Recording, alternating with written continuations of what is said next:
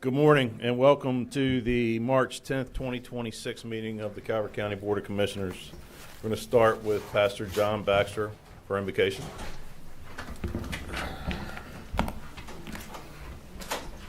Good morning.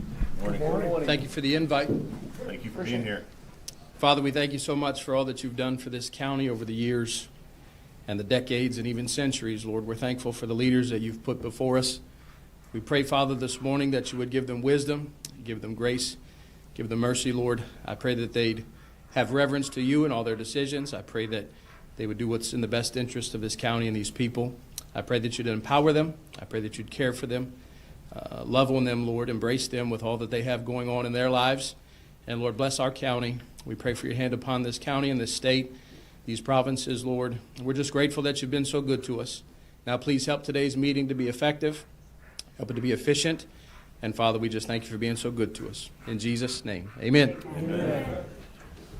I pledge allegiance to the flag of the United States of America and to the republic for which it stands, one nation, under God, indivisible, with liberty and justice for all. Well, I tell you, you all are part of history here. This is the first time we've had a full house in here, so thank you all for being here this morning. We're going to start out with the approval of the agenda. Mr. President, I move to we approve and adopt the amended agenda as submitted. Second. So a first and a second to approve and adopt the amended agenda as submitted. Any discussion on that? Hearing none, all those in favor say aye. Aye. Opposed? Motion carries. Let's see. Last night we had public informational session for residential permits. It was held here at the CAB. Staff put it together. We hope residents left with a better understanding of the process, the upgrades that have been streamlined, and how requests continue through the system. You can visit our website, www.calvertcountymd.gov, to learn more about residential permitting. The Linda L. Kelly Animal Shelter is starting today. The shelter is offering $17 adoptions for all cats and dogs to qualified adopters during their fur leaf clover adoption event. The event continues through March 17th. Find your lucky charm by visiting the shelter today, Tuesdays through Saturdays from 10 a.m. to 4 p.m. I want to acknowledge our shelter staff. Recently, the shelter reached a major milestone. 4,000 animals have been adopted from our shelter. So give them a round of applause if you would.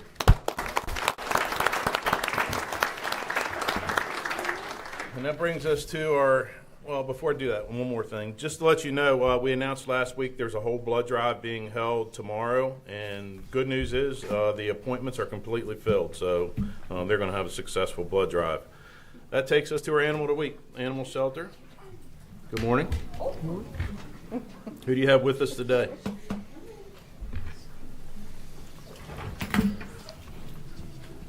Marty. See, Marty, I told you.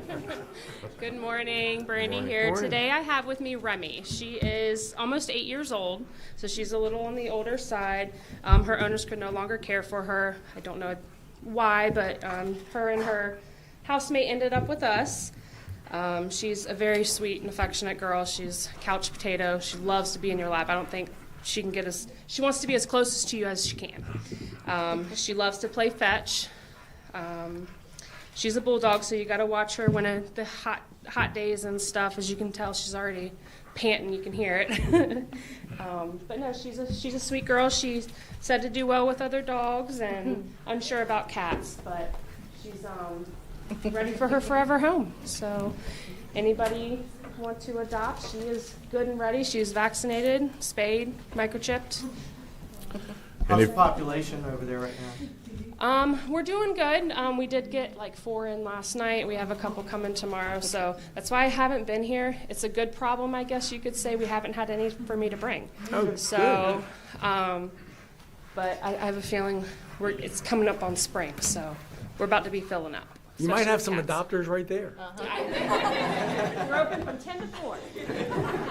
And she's free until we have another house. Until Monday. Until our next meeting, yes. And then all other cats and dogs will be $17 through the 17th. And I'm sure your parents would be proud if you brought that dog home. Yeah, they'd be happy. I'm sure they won't mind. They wouldn't mind. Just bring her home. Just go ahead. It'd be You see, great. they were giving them out when we went up there. What did we do? Look, This is she's- our reward. She's in love right now. Look at her. She's loving this. So like I said, you have from now until next Monday before our next meeting, and you can have a free adoption of Remy. Yep. And if you can't adopt, come in, volunteer. We take donations, all the things, and our list should be on our website and everything of what we take in. So, Yeah, all right. it's great. Thank you. All right, Thank thank you. you. You guys have a good one. Come on, Remy.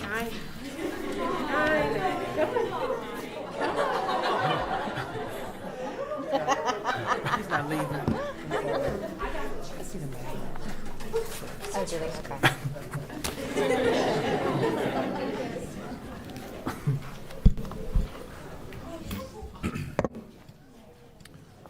That takes us to our first item of business, which is citation. We have Patuxent High School's football team. Dr. Newsom, I saw you here somewhere. Would you like to come forward and say a few words, sir, before we do this?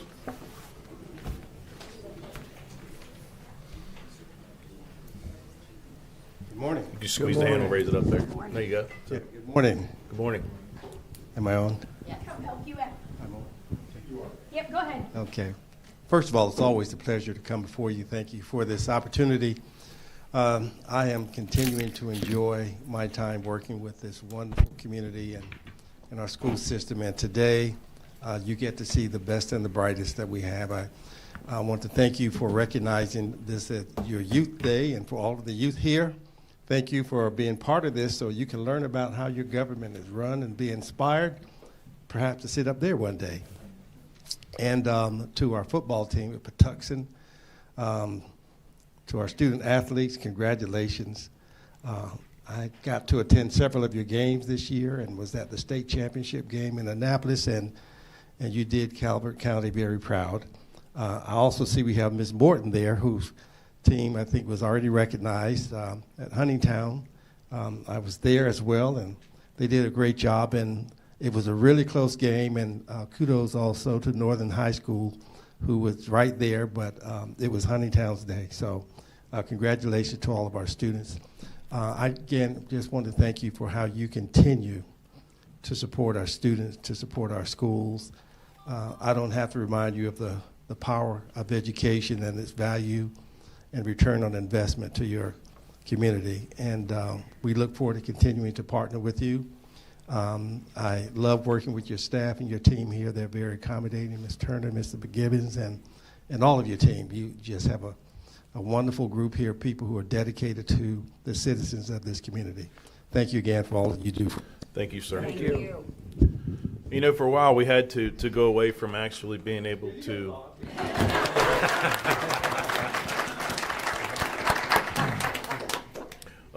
be able to acknowledge, such a large group. You figure our other hearing room was only a third of the size of this one, so as you can imagine what that would have looked like today. Everybody would have been in the hall and out front of the courthouse trying to get in there, but it's great to be able to bring you guys in here and acknowledge you. Commissioner Hance, you want to? I have the optimist.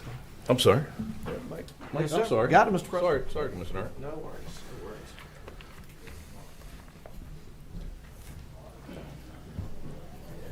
Good morning, Coach. Morning. Here to the mic. Yep. Say who you are, what you play. Say who you are, what you play, and then how do you want them to? We'll take care of it from there. Okay. Jaden Rice. I'm a DN. Come on up. Rory Martin, outside linebacker.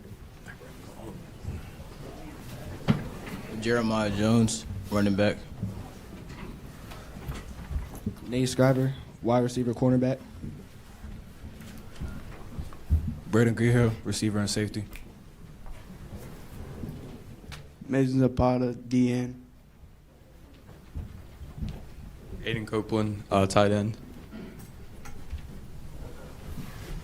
Dylan Carter, offensive line, wide receiver. Zai Jones, outside linebacker. Timothy Stout, D-line.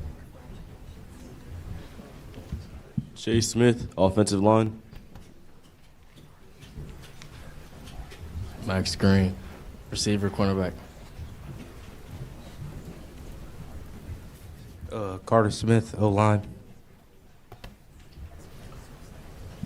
Charlie Hudson, offensive line. Jaden Dwyer, O-line. Braden Watson, quarterback.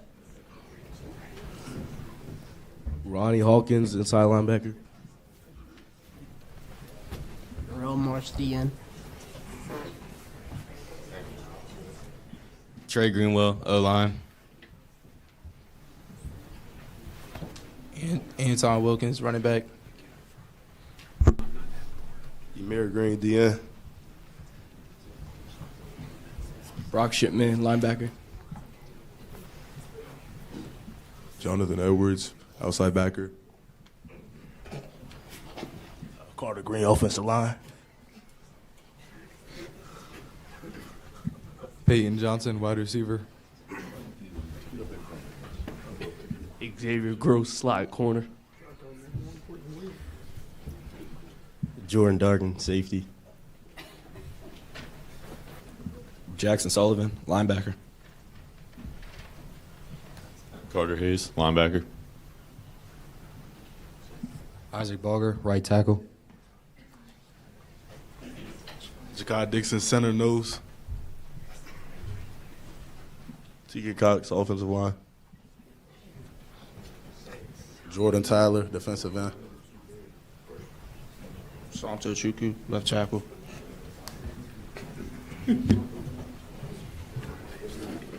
Tyler Crounce, assistant coach.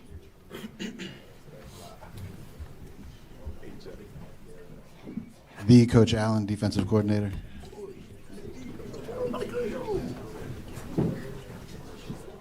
Austin Heinball, offensive line coach.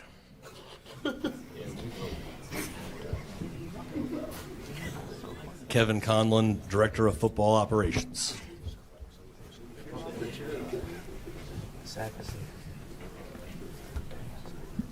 Levi Buck, defensive back.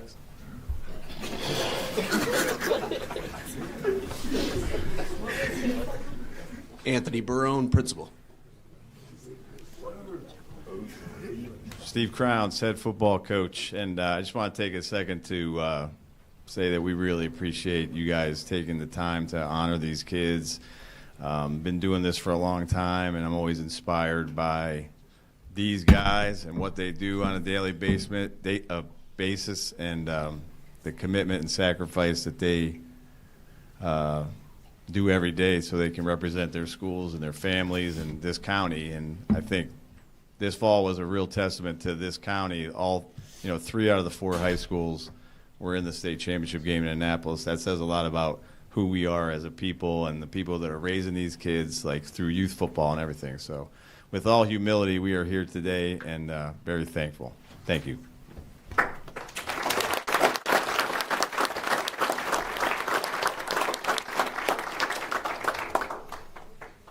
Well, as Coach said, absolutely, and this is a repeat.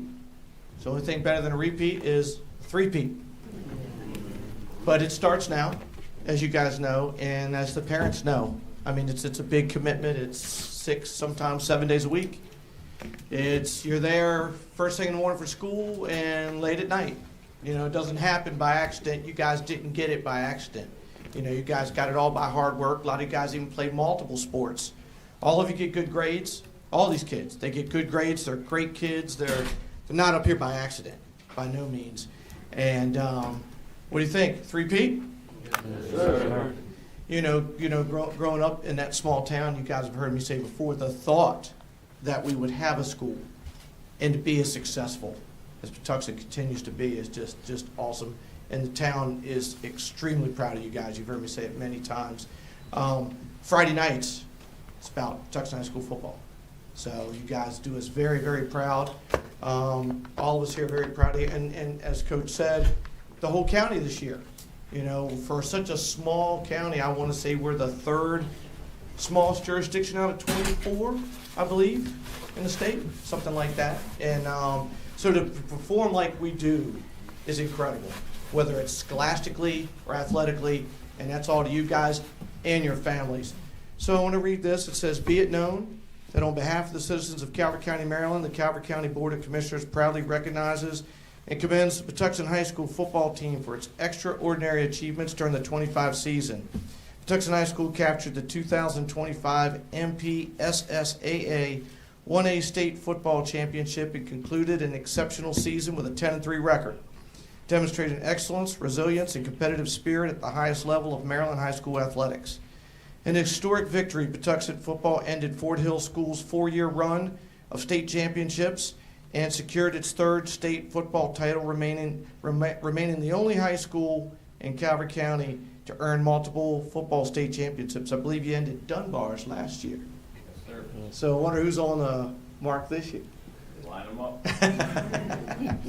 The team also captured its 2nd consecutive state championship, becoming the only school in Southern Maryland Athletic Conference to win back-to-back state titles and earn its 4th consecutive MPSSAA regional championship.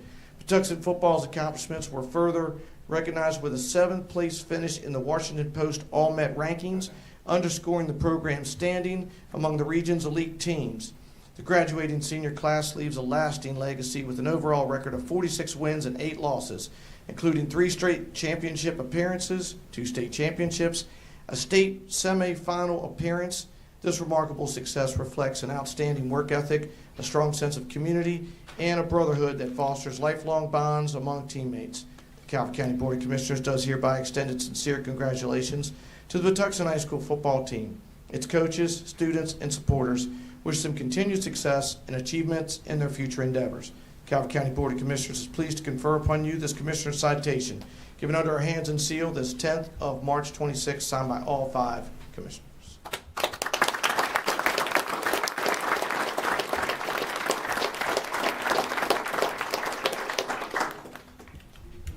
You want me in the middle? Okay, Coach? Okay.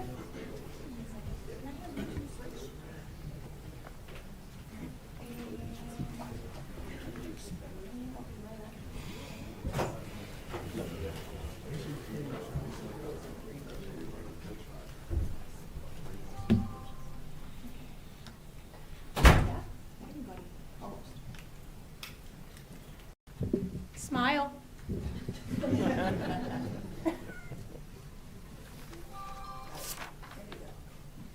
Yeah. 3, 2, 1, cheese.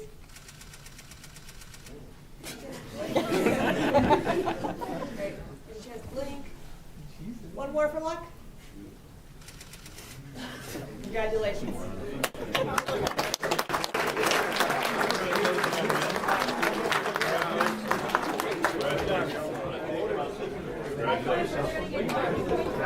See you next year.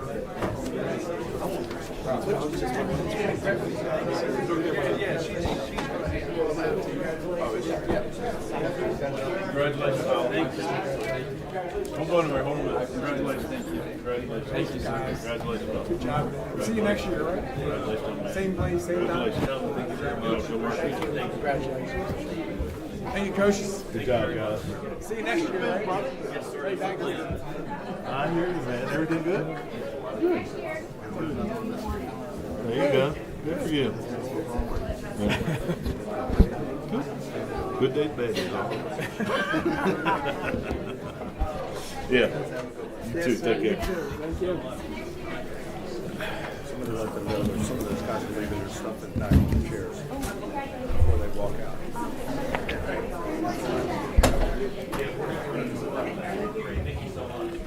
Okay, great.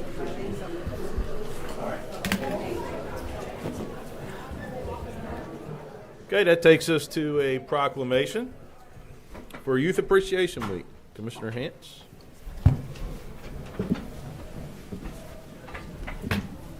You come forward. So I know we have some Optimist Club reps, please.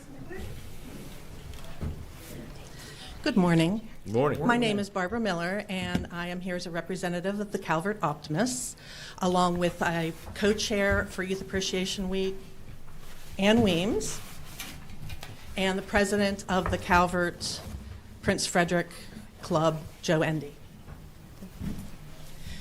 We are here today to proclaim that this week is Youth Appreciation Week in Calvert County. The Optimists in Calvert County have been honoring youth with this Youth Appreciation Week since 1969, and we continue to do so to today.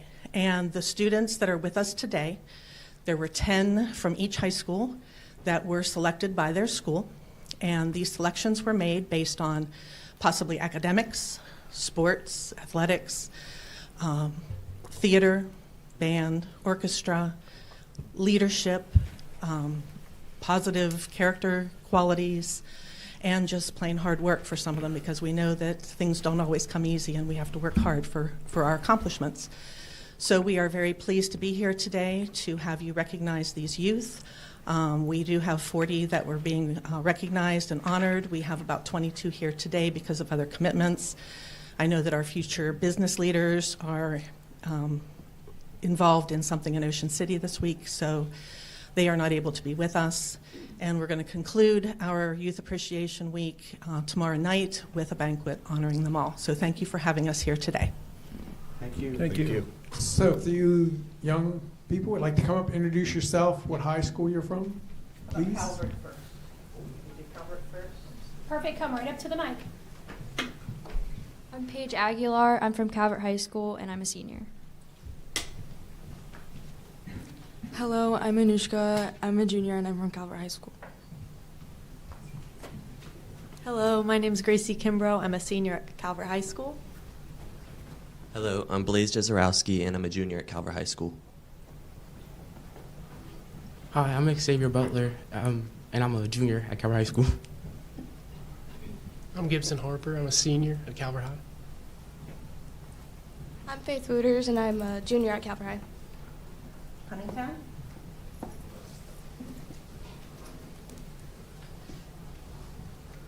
Hi, I'm Anastasia Borchevsky, and I'm a senior at Huntington High School.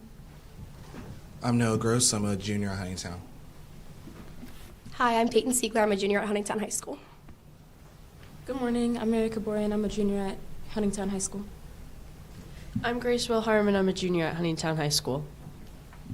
I'm Helena Roach, and I'm a junior at Huntington. I'm Rachel Howell. I'm a senior at Huntington.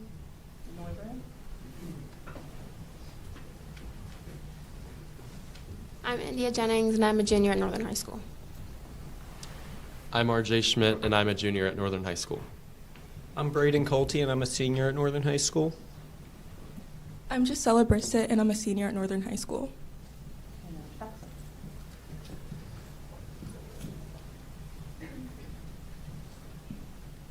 I'm Kaylee Joy, and I'm a junior at Patuxent High School. I'm Rylan Ringler. I'm a senior at Patuxent High School.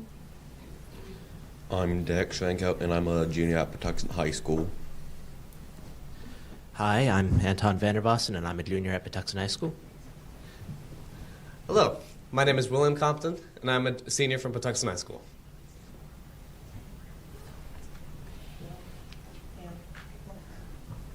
So good morning. How is everybody today? So it's a privilege and an honor for us to have all of you here today. Out of the thousands of kids in our school system, you all have been selected as outstanding. That's quite an accomplishment. I don't know if you've really thought about that, but when you think about all those other kids at our high schools, you all are the ones that got selected based on your talents and skill sets. So we're very honored today to have you here with us. And just another example of how great a school system we have here in Calvert County. We recognized the sports teams earlier. They come in all the time. And every once in a while, we get to bring in the other kids for their outstanding accomplishments. It just highlights, what a great community we have. I know your parents are very proud. I'm sure your parents have played a little role in how you've turned out. So we have to give all the parents credit for what they've done to create these wonderful youth that we have here in Calvert County. And I don't want to point out, but the Sharankos, I know them personally, and he's not singled out. He has some brothers preceded him, and we've recognized them also in the past. So it's a great thing that we get to do here today, recognize these kids and their accomplishments. And we look forward to great things out of you in the future. We hope that you spend the rest of your lives right here in Calvert County, because we always have room for good people. And I'm sure you're going to turn out to be great citizens. So I have a little proclamation. And I want to thank the Optimist Club for actually doing this program. If it wasn't for the Optimist Club, they wouldn't get recognize. I know it's a process. It's not easy, but the Optimist Club is another fine volunteer organization that anybody out there can join, right? You're always looking for members. I want to put a plug in for the Optimist Club also, because they do great events. Some of you may have bought Christmas trees from them there in Prince Frederick during the year. That helps fund all these programs and activities that they do. It's not free, but when you buy a tree, this is the results of that tree that you bought from the Optimist Club there at Calvert in Prince Frederick. So I want to thank the Optimists for what they do. So now, whereas the youth of Calvert County represent our most treasured resource, and whereas the accomplishments, achievements, and abilities of these young citizens deserve the recognition and praise of their elders, and whereas Optimist International has developed and promoted a program entitled Youth Appreciation Week since 1954, and whereas since 1969 the Optimist Club of Calvert, Prince Frederick has recognized and honored the outstanding youth of Calvert County as part of the Youth Appreciation Week program, and is now joined by the Optimist Club of Solomons. And whereas it is an honor for the Board of County Commissioners of Calvert County, alongside the Optimist Club of Calvert, Prince Frederick, and the Optimist Club of Solomons, to recognize and honor students from Calvert, Huntingtown, Northern, and Patuxent High Schools. Now therefore be it proclaimed by the Calvert County Board of County Commissioners that the week of March 9th through 15th, 2026 is designated as Youth Appreciation Week in Calvert County. Be it further proclaimed that by this action, we express our confidence in the ability of today's youth as they take on responsible roles in the future of humanity. Given our hands and seals this 10th day of March, 2026, signed by all five. Congratulations.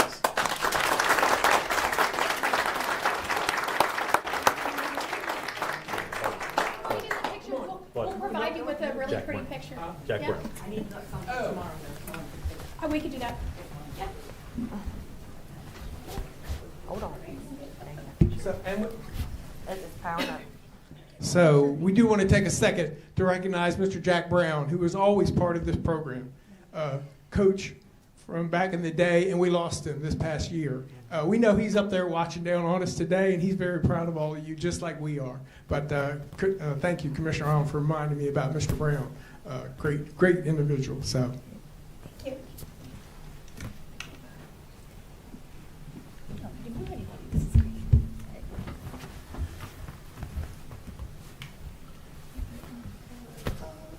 Smile. 3, 2, 1.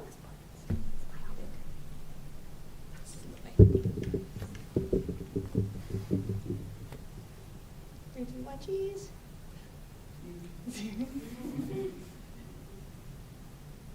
All right, you have a chance to blink, but don't move yet.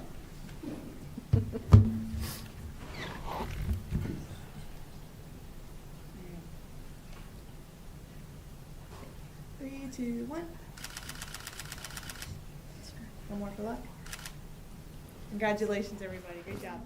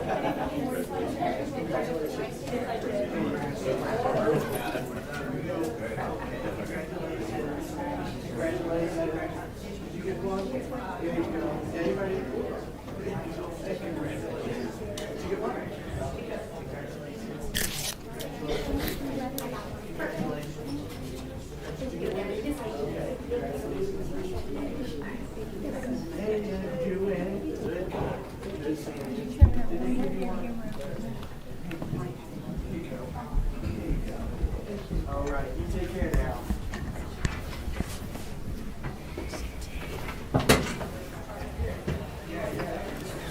Yeah.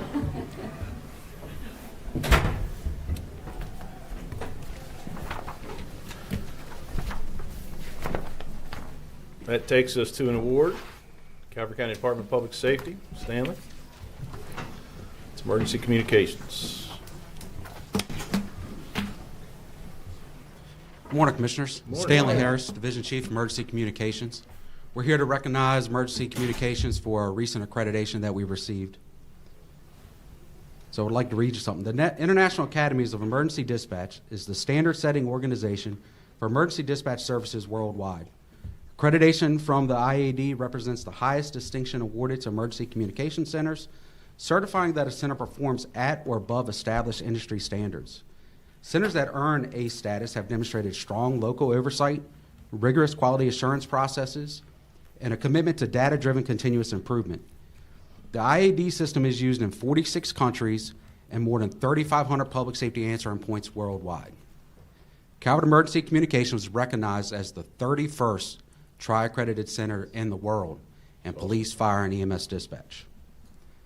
I would like to highlight in 2025 that we answered 32,000 emergency calls and dispatched 135,000 calls for police, fire, and EMS services. During this time, we accredited staff with 19 life saves and 1 successful delivery of a baby. The staff here today that we're going to recognize, and all the ones that are at home sleeping are actually staffing the 911 center right now, they should be very proud of this award. I'm very proud of them. This was probably something we've been working on for 10 years.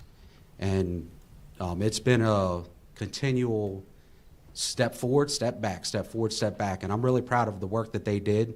I would like to thank Deputy Director Dowd and Director McDowell, the County Administrator's Office, as well as the Commissioner's Office.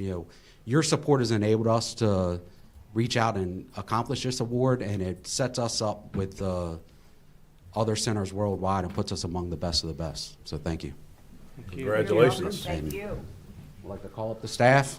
Please do. Please.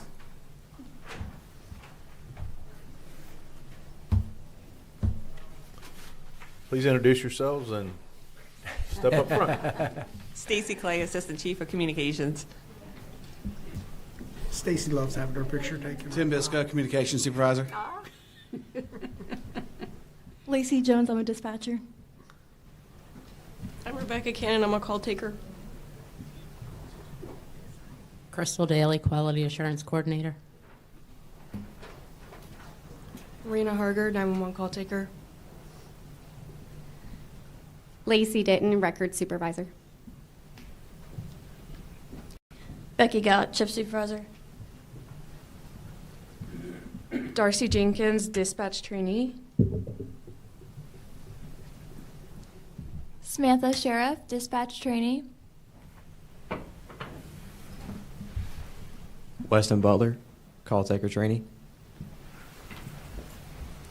Good morning, Crystal Dow, Deputy Director for Public Safety. It's not very often that you hear anything about the 911 center when everything is going well. This type of accreditation highlights the effectiveness and the complexity of our 911 center. To not only get one, but all three, it's a testament to how hardworking each and every one of you are. And I do want to thank each of the supervisors for 911 for pushing forward for this accreditation. And special thanks to Crystal Daly, who's our Quality Assurance Coordinator, because that's a huge part of this process. Thank you. Good morning, Dave McDowell, Director of Public Safety. This award does not surprise me at all. When you see how this team works together on a situation, when you see how they coordinate their efforts in the radio room as something is unfolding, is absolutely impressive. You can't really put it into words. They work seamlessly as a team. It's a high-stress environment. On the other end of that telephone is chaos, and they are the calm that keeps the chaos under control until first responders can get there. I'm very, very proud to be a part of 911 communications in my role, and I can tell you, as a career first responder myself, I never felt like I was alone out there on the road, because people like this were on the other end of that radio keeping us going. So thank you all. Very proud to be a part of this.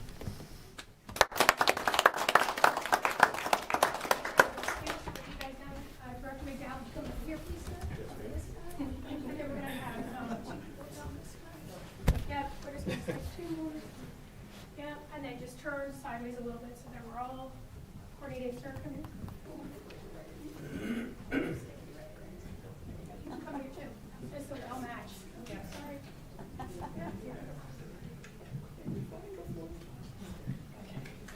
Yeah. There you go. Scooch in just a little bit. If you scooch in a little bit, just squish. Thank you.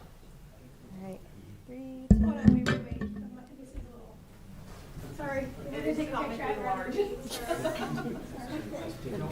I think it's a half-inch A little off. higher, Katie. Stanley. Yeah. A little bit higher. 6 inches higher, Stanley. Yeah. So I got a measuring tape and a level. I just couldn't do that to y'all. Sorry. Just keep it under your chin. Fix your hair, your chin. Right. 3, 2, 1. One more.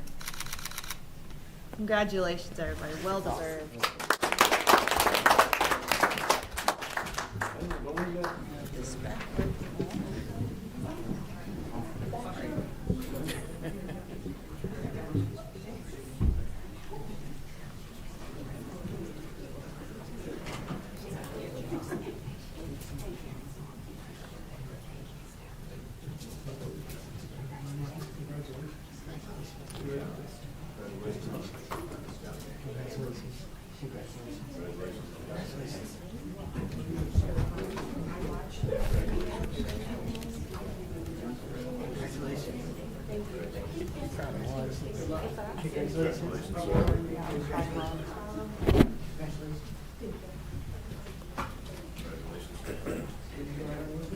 Congrats.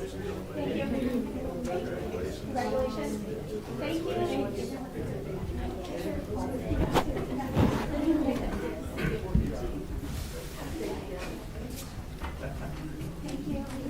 Thank you.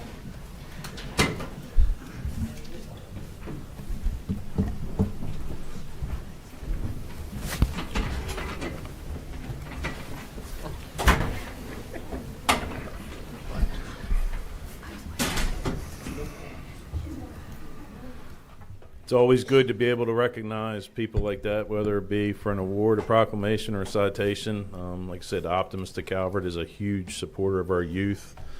As volunteerism is struggling, I'm quite sure they're always looking to recruit. If anybody's interested in joining the Optimist Club, I'm quite sure they would entertain you. That takes us to our consent agenda item for the week, which is Department of Public Safety, First Amendment to Island Creek Tower Lease Agreement with Selco Partnership, Verizon Wireless. Have a motion? Mr. President, I make a motion, we approve the consent item today. Second. So a motion and a second. Any discussion on that item? None. Hearing none. All those in favor say aye. Aye. Opposed? Motion carries. Moving on to new business. Department of Technology Services, approval of multi-year contract for digital evidence solution software. Mr. Pereira? Mr. Harvey?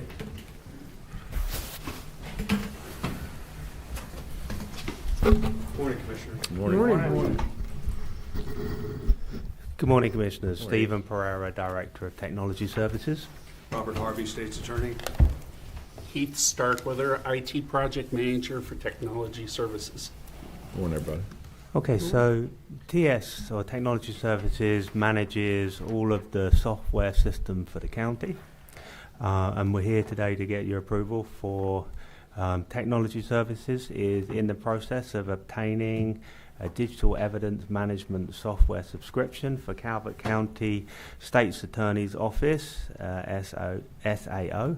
The software enables SAO to electronically distribute court-ordered discovery material to parties involved in specific cases. Implementing this solution will generate significant cost savings for county by reducing expenses associated with bulk mailing of paper documents, purchasing external storage devices, and related postage costs. In addition to that, it will also save staff a very significant amount of time. So the biggest savings we're likely to see will be in staff time. The term of this contract is 5 years. By entering into a multi-year contract, Calvert County secures consistent pricing throughout the duration of the contract, ensuring both financial stability and operational efficiency. fiscal impact. The total cost of this contract is $262,947 for 5 years. The first year payment will be for $48,547.15 and is budgeted in the Capital Improvement Plan, CIP 000170 TS Public Safety. Subsequent years will be budgeted in TS's Contracted Services account. Conclusions and recommendations.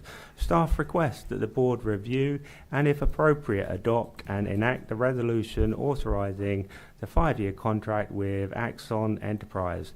Staff further recommends awarding the subscription to Axon, including the initial contract period and all available renewable options, and authorizing the board president to execute the agreement and official quote on behalf of the board. Coordination, Department of Finance and Budget, the Office of the County Attorney, and the Office of the State's Attorney. Do you have any questions for us? I don't. Mr. Harvey, would you like to comment on what this is doing for your office? Well, in thank layman's you terms? for that opportunity. First, I want to thank Tech Services for their steadfast support of this project and having the wherewithal to see it through to the conclusion.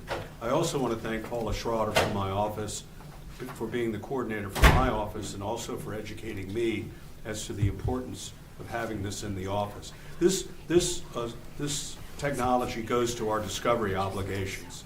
We have obligations under Maryland rules as well as the Constitution of the United States, frankly, to provide discovery to defense counsel in every single case that we handle.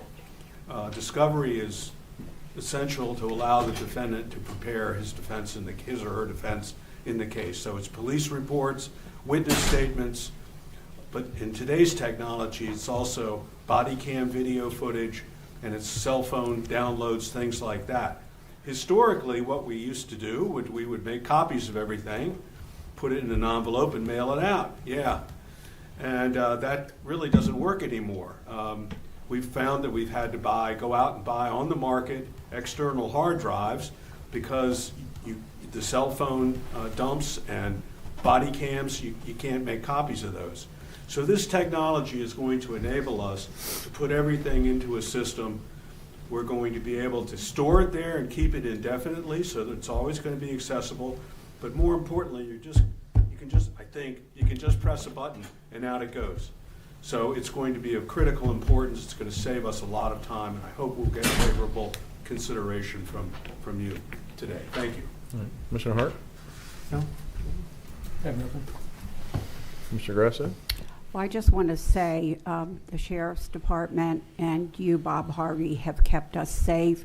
I think we're known for a no business county, and it always amazes me when I look at the I guess it's called a blotter of what has happened crime-wise in this county, and I look at it and I think to myself, don't they know where they are? So whatever we can do for you all to continue to keep us safe, I'm for it. Thank you. Thank you. Mr. Haynes? No, I'm good. Do I have a motion? Mr. President, I would like to make a motion.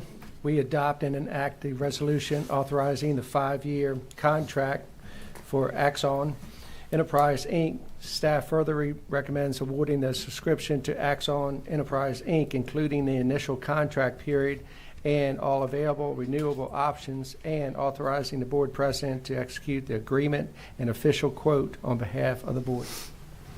Second. So I have a motion and a second for Commissioner Cox's motion. Is there any discussion on that? None. Hearing none. All those in favor say aye. Aye. Opposed? Motion carries. Thank you, gentlemen. Thank you. Thank you all. Thank you very much, Commissioners. Paula, hopefully this streamlines your work. It will.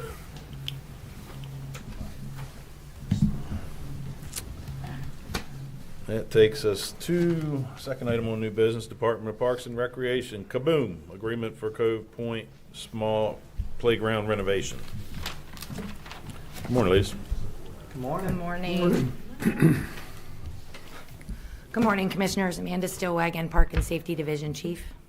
Good morning. I'm Stephanie Sperling, the park planner. Good morning. Good morning. We're here today to discuss the Kaboom Community Partner Agreement for the small playground at Cove Point Park.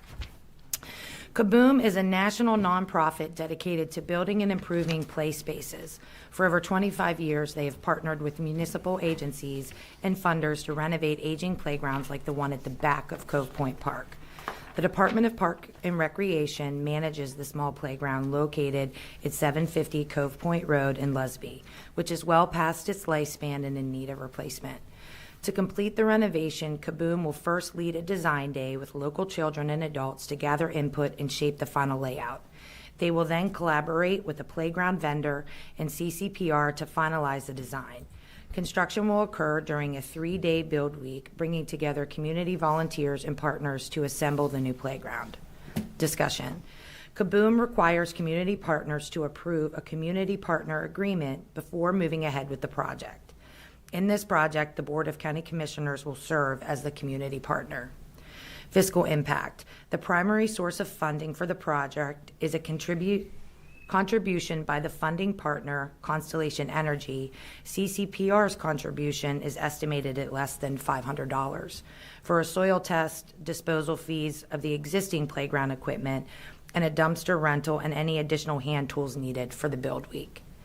Conclusion. Staff requests that the Board of County Commissioners review and, if appropriate, authorize the board president to sign the Kaboom Community Partner Agreement for the Cove Point Park Small Playground renovation. Any questions? Mr. Kressa? I don't have any questions, but I know when I first became a commissioner and I was touring our parks, I was sad to see that we have the children's playground closed down because it's condemned. Things get older. It became a danger to the children rather than a plus in their day experience at the park. So I am for this. Sooner rather than later, I'd like to see it happen. Well, we have both playgrounds coming in May, so it's going to be pretty exciting. You know, we have the large playground in the front, which has been a CIP project that we've been funding for quite a few years. And then this partnership came to our director, Bob, and he pursued it, and we are where we are now. So it'll be pretty cool. I mean, getting all of the youth sport providers, we're hoping to get a lot of kids from the organizations that use the park to come out and be involved in the design day, the build. Maybe you guys will come help us build this playground. But now there'll be 2 great spaces, not only at the front of the park, but now this smaller, what I refer to sometimes as a tot lot, is back by Field 2, where we run all the football in the fall. As a mother of little kids, and now they're older, it's a wonderful thing to have a playground in eye shot when you've got an older kid playing and a younger one. So all in all, I think the community will be really excited. Absolutely. Great. Commissioner Haynes? So what's the cost of this project? Just the $500 for us. It is all based off of donations and community Right. partnerships. To make sure everybody understands that. Some staff time, you know, my staff will get in, and there isn't much left. There's a swing set, you know, we have to dismantle some of the 6x6s that are in there and get everything level. But I think overall, what we're getting in the end, it's worth our investment of some staff time. Right. It's such a great opportunity because everything's so expensive now. The park, because the last time we replaced some equipment down there, I forget what the budget was. Was it like $500,000 or $600,000 to replace a little kids park in one of the other parks? Well, just to put it in perspective, the front playground, we're at about $1.3 million. Yeah. So I was thinking way back, apparently. yeah. Now, but that's a large playground, similar to the one that we did in Dunkirk. So this one that we're putting in Cove, not this playground, but the one in the front, you know, it's going to be a destination playground for people for sure. And this playground in the back was a play space that has just kind of been something that we've done our best to maintain.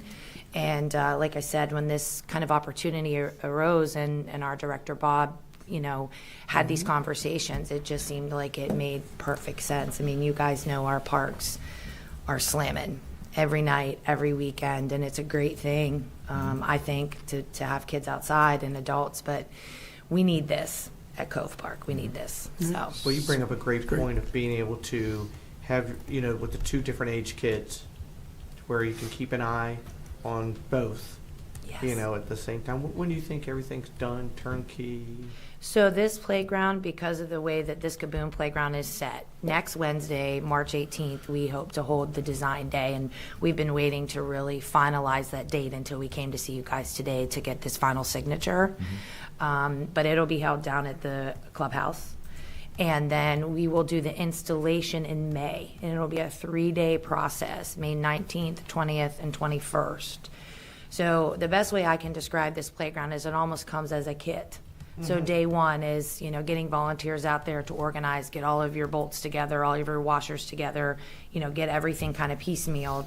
And then if you need that second day is kind of an overflow of just preparatory stuff. And then day 3, you get there at 6 o'clock in the morning, and by 2:30, 3 o'clock in the afternoon, we'll be opening a new playground. With volunteers, it should be mentioned. Yes. There's volunteers that are going to be doing this. That's why we're hoping some of you will get out there with a hammer and a drill. And I should also mention that while Constellation is the funding partner, there's a lot of other community partners that are helping to fund this, including the Mark Willis Group, Chick-fil-A in St. Mary's in California. Who else do we have? Dashin. Yeah. Dashin was a big supporter of that, of this as well. We had one meeting. Scheibel Construction. Yeah. We had one meeting with some of the partners, but Constellation has who we've worked with the most. And then Kaboom kind of is the one who brings us all together, and they will lead the overall process of, you know, they do this frequently. So I haven't been to this one in the back, but how is it accessible for the older population and maybe ADA? So I'm going to get a new pathway put in as part of it. Very yeah. good. Thank you. Yeah. So we have an existing asphalt walkway that goes from the back restroom building that used to be a concession stand up the hill. When you first start that grade, it doesn't meet ADA. So we're going to take that out, and we're going to soften that slope so that we can meet ADA and have a whole new asphalt path put in. Because that was the thing for me. If we wanted to put it up there, we had to get folks to it. So yes. Very good. Thank you. Thank you for seeking the grant, obviously. Without a doubt, saving us a lot of money there. And let me know when you guys are going to plan on doing the building of it. So Yeah, absolutely. We'll have a lot coming Get it out through. now that we've had this meeting today. You know, Right. we'll see a lot on social media and just really getting the information out there. And we've had a lot of other departments, you know, colleagues of ours that we work with who are excited about this too. So I think you'll see a lot of Calvert County government employees involved in the project. Yeah, it's going to be fun. It's one of Yeah, those things, you know, you absolutely. start in the morning, and by the afternoon you have a ribbon cutting. and you see what you did. Yes, That's- exactly. It's Yeah. rewarding, without a doubt. Exactly. It's like the day we made beds down at Constellation. Well, it's ready for that. I'll be ready for this. So approximately how old is the park at the playground at Halloween Point? At Cove? No, at Halloween Point. Oh, at Halloween. How many years ago? Approximately 5? 2012, Yeah. 13, Yeah, it's right? under I'll tell you, it's 20. held up very, very good. That's why I was asking. Yeah, that playground was put in. That is a game time playground. Okay. The playground that we put in at Dunkirk was put in by playground specialists. The one that we're putting in, the big one in the front of Cove, is playground specialist as well. Okay. Playgrounds are kind of funky because they're proprietary. So once you go with a certain manufacturer, that's who you have to stay with. If you have a slide that needs replaced, if you have any structural issues, you have to purchase from that manufacturer. Okay. And we have in-house one of my superintendents. It has his CPSI, which is Certified Playground Safety Inspector. So he will be the one, you know, he'll be a big part of these playground projects as well, because as we turn them over to the public, it's good for them to know we have somebody licensed and educated in the safety of the playgrounds. Okay. And honestly, when you go there and see them, you can't think they cost $1 million. No. The surfacing is very expensive. Now, this little playground that we're doing in the back, we'll just use a wood fiber mulch, which is like an engineered mulch so that you don't get termites and all of those kinds of things. But in the front, we do what's called a PIP, which is a poured in place. And those surfacings are very expensive. But, I mean, from all the research that's been done over the years for fall hazard and safety, it's really the way to go. What's the life expectancy of a playground, just out of curiosity? I mean, a good 15, 20 years. Yeah. Yeah, that's my experience thus far in being in this position and being here. I think that, and if they're well maintained, there's certain things I'm learning as I do more and more playgrounds. Like, for example, a zip line. Kids love a zip line. I don't love a zip line. Grown-ups love zip line too. Yeah, it's not. It's been a tough piece of equipment to keep operational because you just can't control who gets on it. County attorney loves a zip line. Right? Seen you out there, Pam. Yeah, so we live, but when we went through the design of the playgrounds, and we'll be working with the community to do this small playground, and that's what's so fun about the design day next week is that the kids, the youth that come in, they'll get a piece of paper and they'll get to draw what they want, and we'll really try to make that come to fruition for them. And then afterwards, the grown-ups get a chance to say what they want, and then we have a survey that will go out, and Kaboom will work with their playground designer to come up with the final design, run it by us, and then that's what we'll build in May. Very good. Good. Motion? Mr. President, I would like to make a motion.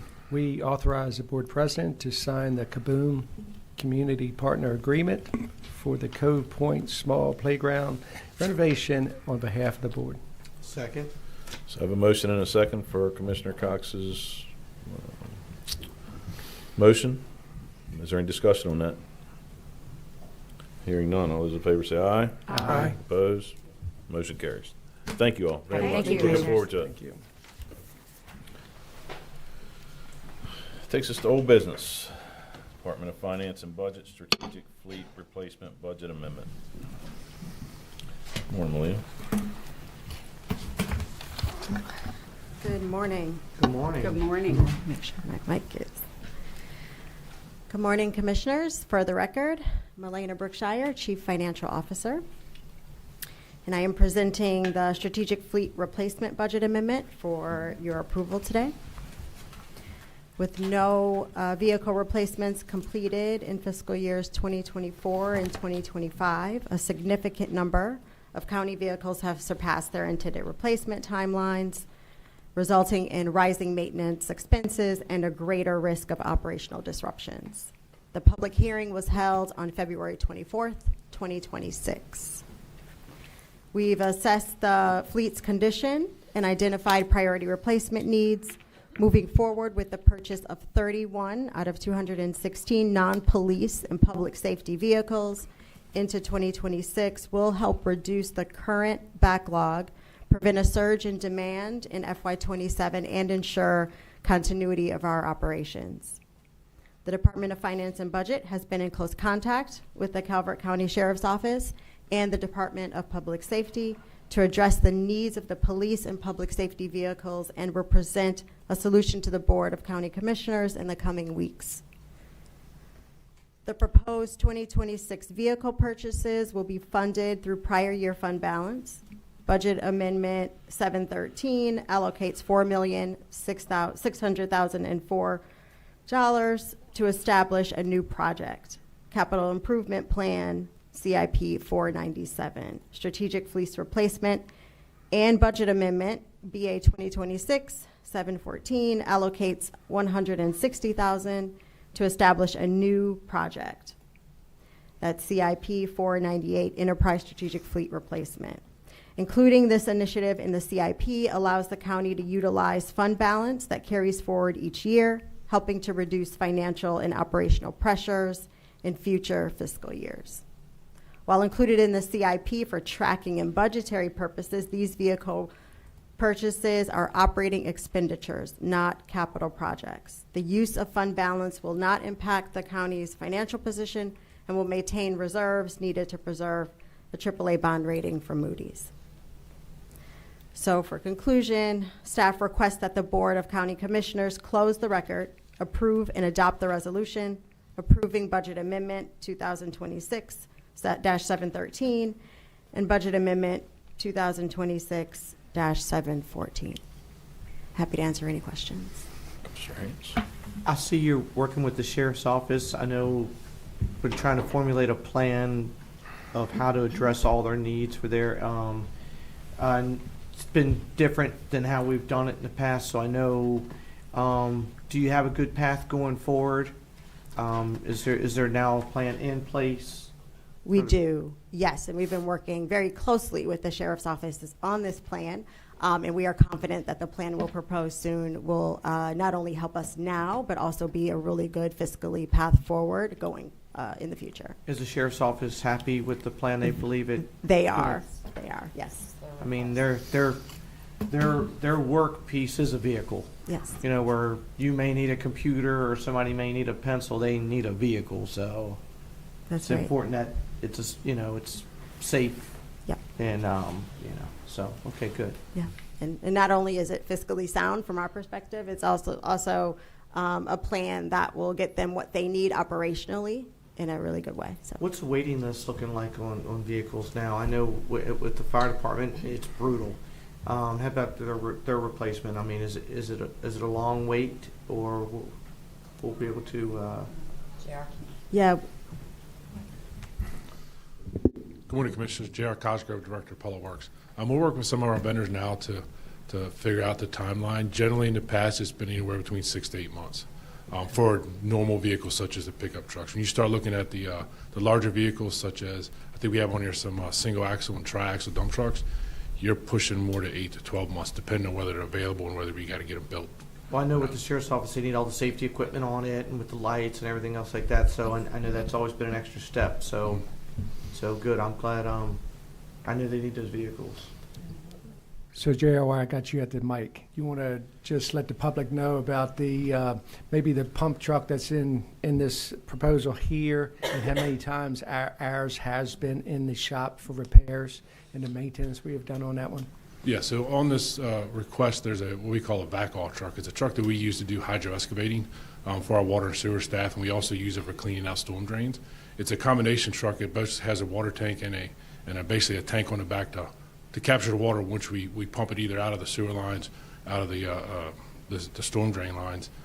That truck we've had since 2019, and over the past 2 years, it's spent more time in the shop than we've ever been able to use it. We'll send up to shop for one repair or another, whether it be due to the chassis, the engine.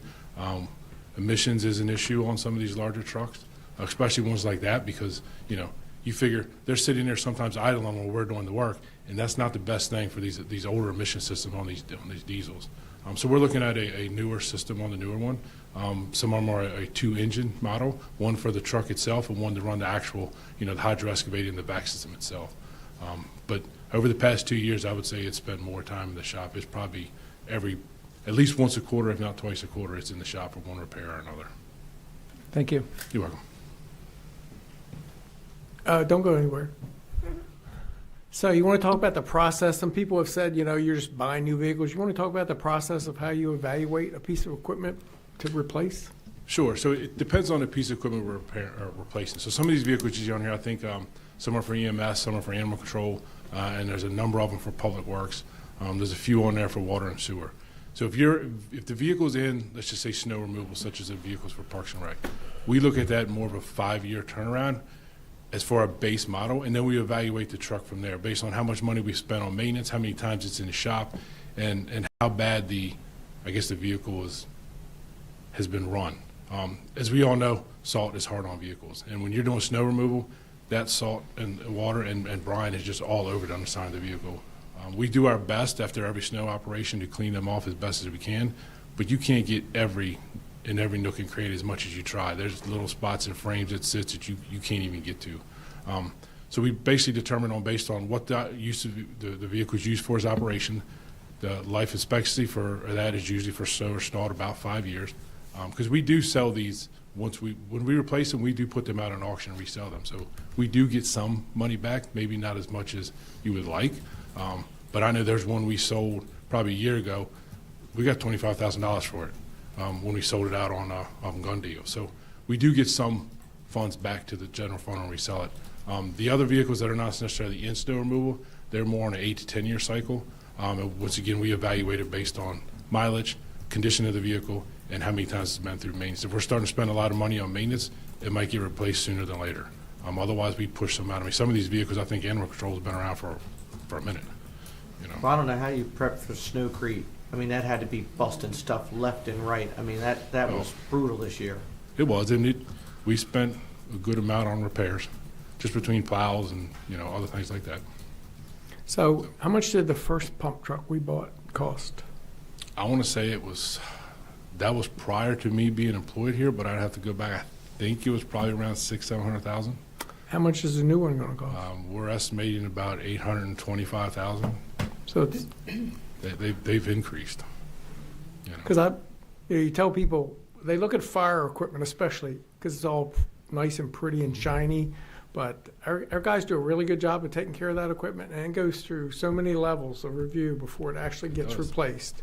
And the tower truck at Prince Frederick, which Commissioner Hart is the truck with the big ladder on top. So good things never die, right? So that ladder truck, I think it's 15 years old. It's up for replacement. It looks brand new, but it's getting ready to fail inspections. And when we bought that tower truck at Prince Frederick, it was $1.1 million, I think, and everybody thought that was crazy. The new one to replace it next year, they tell us it's going to be 2.4. Wow. And I remember when it broke that $1 million mark. I mean, I remember that day, and I just thought, like, nothing can cost $1 million. Well, we bought a boat a couple of years ago. We're getting ready to buy another one, and they're all over $1 million now for a boat. Mm-hmm. So when people talk about, what money? Why are you talking? You don't have any money. That's why we don't have any money. It's the cost of this stuff. And like you said, a fire truck, now it's an 18-month wait for a fire truck. An ambulance that before COVID we could buy for $250,000 today is $650,000, which is unthinkable. And we wear those out. And you remember how they were equipped when we first started buying them? Nowhere near like what they're equipped now, and all that. I mean, it's like a mini hospital running now. I remember Pop saying, the days of the Studebaker. Gone. And yeah, it's just crazy, the prices. And like I say, after COVID, you thought the prices would start to come down some, but they haven't. They're steadily going up. Yeah. A stretcher and an ambulance is over $100,000. And you just think about that and look at a stretcher. I hope you never lay in one, but just look at a stretcher. It's over $100,000. And remember, we didn't have the automatic. What was it? What's that thing called? And like it's spring loaded and we'll pop it up. Oh yeah, the new yeah, load assist. Yeah. JR, could you talk about the sheriff's cars? How many were totaled in the line of duty, and how many have worn out and just need to be replaced? Are you familiar with that? I do not have that data off the top of my head, but I can look it up. Because I do know, our sheriff's department does such a fantastic job. They do chase. They do get criminals every day off the roads, and I had heard that a few of them had been totaled in the result of pursuing someone who had committed a crime. So again, our police officers have to be in functioning vehicles and have to be in vehicles that are going to get the bad guys, So we have to keep them up to snuff as well in order to keep being the safest county in Maryland. So thank you. Just so there's no confusion on this particular piece right here does not deal with the police vehicles at all. The police vehicles are not in there? No, ma'am. they're coming in 2 weeks. I just want to make sure that the public's clear on that. Yeah, that's right. Well, get ready. They're coming too. We need them. They are. Like I said, they've been working with them. They have a plan, and hopefully we can take care of that. I'll tell you, replacements, Commissioner Grasso mentioned replacements, and just this week we had an ambulance that's probably totaled. It was involved in an accident on the bridge. Fortunately, all our personnel were okay.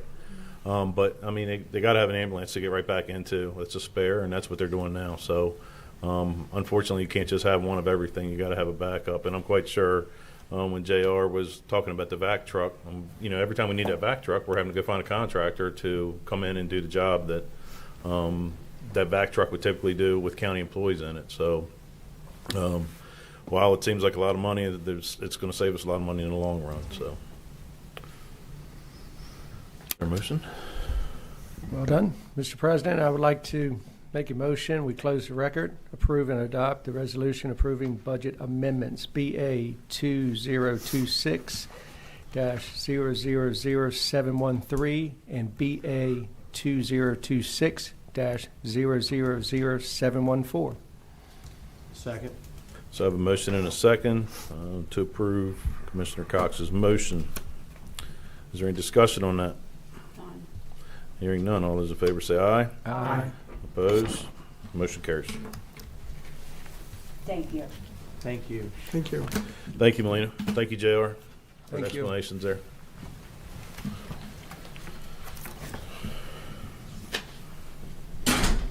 Takes us to a work session, Department of Planning and Zoning, Calvert County and St. Mary's County Metropolitan Planning Organization proposed boundary expansion. Good morning, Mr. Brinkley.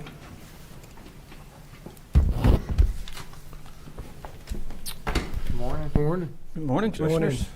Good morning. Jason Brinkley, Director of Planning and Zoning. Joining me is Jessica Catano, Planner 3 for the Department of Planning and Zoning, and our Transportation Planner. I will turn it over to her to walk through the presentation.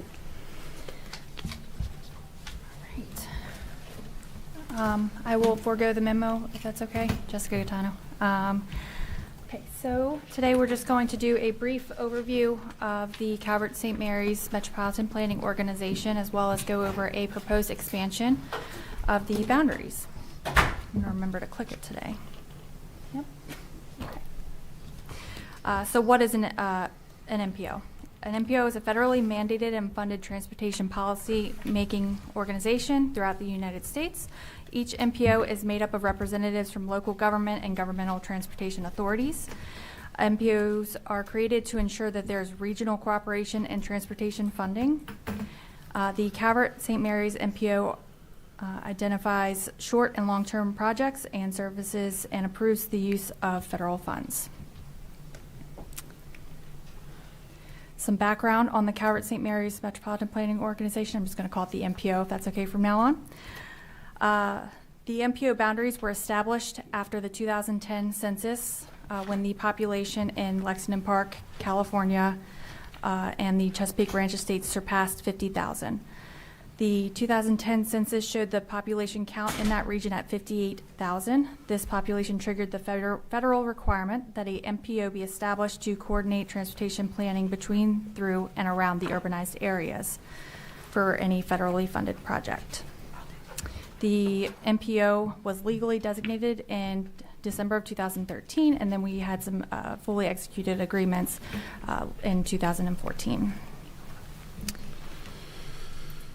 The MPO operates under an adopted set of bylaws, and the MPO Council is the governing body of the MPO itself. So there's one representative from MDOT, there's one representative from the Board of County Commissioners for Calvert County, one representative from the Board of County Commissioners in St. Mary's County. There's also a technical advisory committee. This consists of individuals that work in a technical capacity and make recommendations to the council. And then we have our MPO staff. Calvert currently serves as the fiscal agent, and St. Mary's serves as the administrative agent with a full-time MPO planner on staff. So in 2020, the U.S. Census identified newly urbanized areas in the northern portion of Calvert County that now meet the criteria for MPO inclusion. The current MPO boundary encompasses approximately 13.5 miles in Calvert County, which represents less than 1/3 of our county's jurisdictional boundaries. So from a planning standpoint, we got to the point where it felt like we had reached a point where our geographic boundaries no longer reflected the realities and the needs of our growing communities.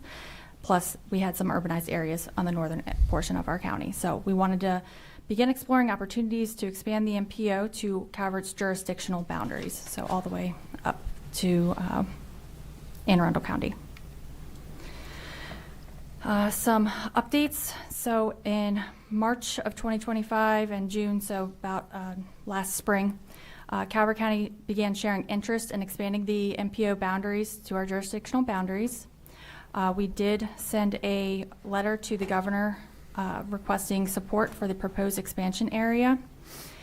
And then summer through fall, we worked with MDOT and our St. Mary's counterparts to establish some basic requirements of what that expansion process might look like. And then in September of 2025, the Technical Advisory Committee recommended that the MPO establish a expansion work group subcommittee. October of 2025, MDOT sent a letter of support for Calvert's proposal. And then We have met 3 times so far as the work group in October, December, and February. And tentatively, the work group is scheduled to meet 3 more times to finish our working tasks. So the work group tasks that we have come up with is that we wanted to develop a prospectus for the MPO. Currently, we just are operating under bylaws, but we want to have a approved prospectus as well. We needed to establish the legal requirements of a expansion proposal. So whether or not it was a simple boundary adjustment or if we wanted to go through a federal redesignation. And we have determined in the working group that we do want to go through that federal redesignation process. We wanted to research additional potential effects of that MPO expansion. That included air quality conformity reporting, what would the federal funding allocations look like, whether or not there would be some sort of a council composition or voting structure change, and then just evaluate any necessary amendments to our organization agreements. So we have the federal funding. So each year we put together a unified planning work program, which is UPWP, and that's the federal funding that we get per year for planning funds in the MPO. So the existing MPO area, we're looking at about 206,000, or well, closer to 207,000. And then we have a change if we include the urbanized area in Chesapeake Beach and North Beach, and that would increase by about 61,000. And then we've also requested that St. Mary's look at their urbanized areas as well, and that would be the Leonardtown urbanized areas, and that would also increase it. So all in all, the total funding would increase about $88,000 in federal funding for our planning studies. So next steps, we need to determine St. Mary's County's position on the expansion and whether they would like to include their urbanized areas. And they actually presented to their Board of County Commissioners this morning. And they were directed to look into including Leonardtown into that. So that's good. If we are going to do this expansion, we can do it one time. We have to complete the work group findings and present it to the Technical Advisory Committee and the Council for direction, and then we need to have some sort of formal agreements between both Calvert County Board of County Commissioners, St. Mary's County Board of County Commissioners, as well as the governor, and then have federal concurrence and finalize documents. And then once we do all of that, we can come back and hopefully come to you and say that we've expanded the MPO to our jurisdictional boundaries. So, excuse me, you want to talk about some of the projects that we've done using that money in the past? Sure. So these are planning studies, essentially. So we have done a bus stop assessment. So they looked at all of the current bus stops and where they may or may not be needed in the future. And that was something that our Department of Transportation was heavily involved in. We are currently doing a study that is for the Patuxent. Excuse me, I'm sorry. I'm trying to think of the exact boundaries. So it's for northern Solomons. So we're trying to get more pedestrian and bicyclists down there safely. So there is a crossing that we'd like to get at Patuxent Point Parkway to the Asbury community. So we are looking at the feasibility of that. What kind of right-of-ways are we looking at? What kind of whether or not SHA would be amicable to do that. So those are the types of studies that we're looking at. Now, this doesn't help us with any type of construction funding, but if we can go to SHA or the state with a feasibility and say, this is what we're looking at, these are the, any alternatives that we may or may not find, those are the things that comes out of the MPO and the federal funds. Because I think the current boundary is Cove Point Road. Little Cove Point Road, yes. Yeah. Yep. And so, you know, just to reiterate, the reason for this expansion is because we sort of run out of properties based on the criteria that we can apply for. Yes. So I did a really bad job of summarizing some of the, but we've also done a shared use path study we want to get our most heavily popularized areas, so that ranch estates down into the Lusby Town Center. So we've looked at some alternatives. How can we get, you know, bicyclist, pedestrian, shared use paths from there to here? It's a bit of a stretch we did find, but those are things that you can only find out with these studies. So, and it's been a little challenge. The president sits on the council, so I spent a couple of years on the council. Just want to appreciate staff support for that. You know, it's a small thing, but it's a big thing at the end of the day. And this expansion process hasn't been easy. We had to push a little hard, but looks like we finally got on a path. So I just want to thank all of you for your work and dedication to this project. well, thank you. Thank you also. Thank you. Yes. Thank you. Wasn't there a sidewalk project as well? I'm sorry? Didn't you all explore sidewalk project in Solomons or? There is a sidewalk project, yes. There's some missed connections in Solomons that we're looking at. Trying to put it all together. Putting it all together, yes, absolutely. Right. Thank you. Thank you. Thank you, Commissioners. Thank you. Thank you. We appreciate it.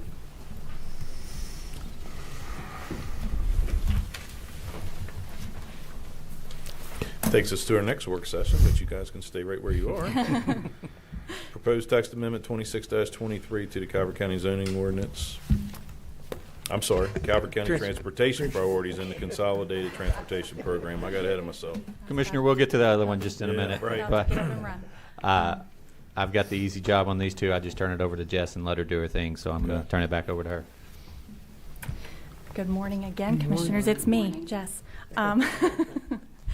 So each year, the Calvert County Board of County Commissioners submits a transportation priority letter to the Secretary of the Maryland Department of Transportation for consideration into its 6-year capital transportation budget known as the Consolidated Transportation Program, or the CTP. Counties establish their transportation priorities, prepare local and regional priority letters, and submit them to MDOT in the spring to inform budget deliberations over the summer.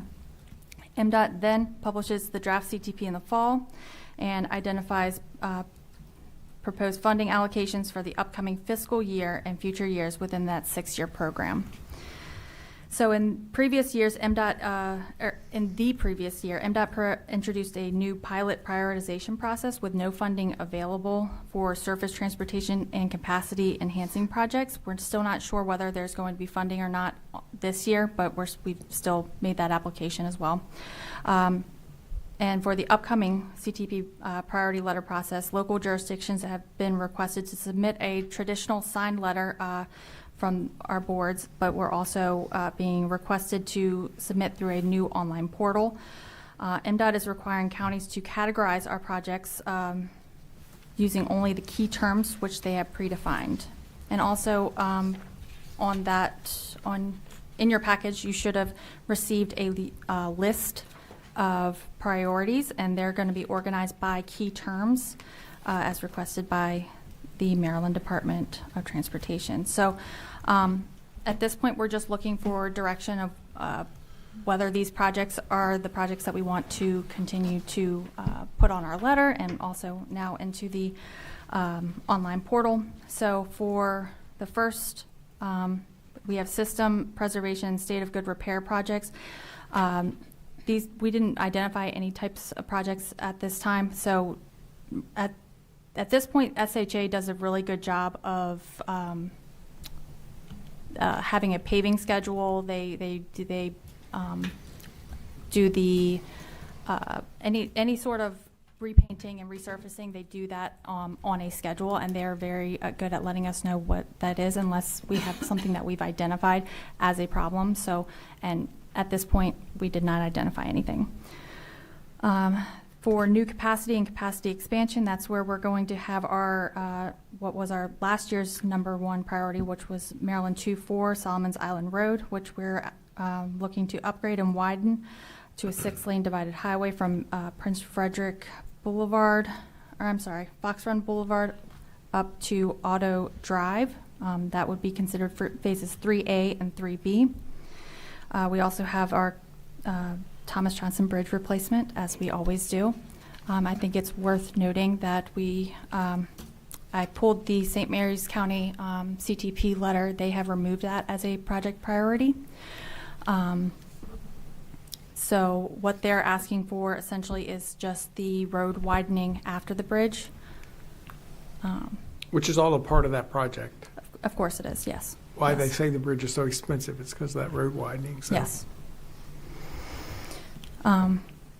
So what we have done in the past is to just garner support for that as well, even though it's not in our county. It's obviously some step one to what needs to take place.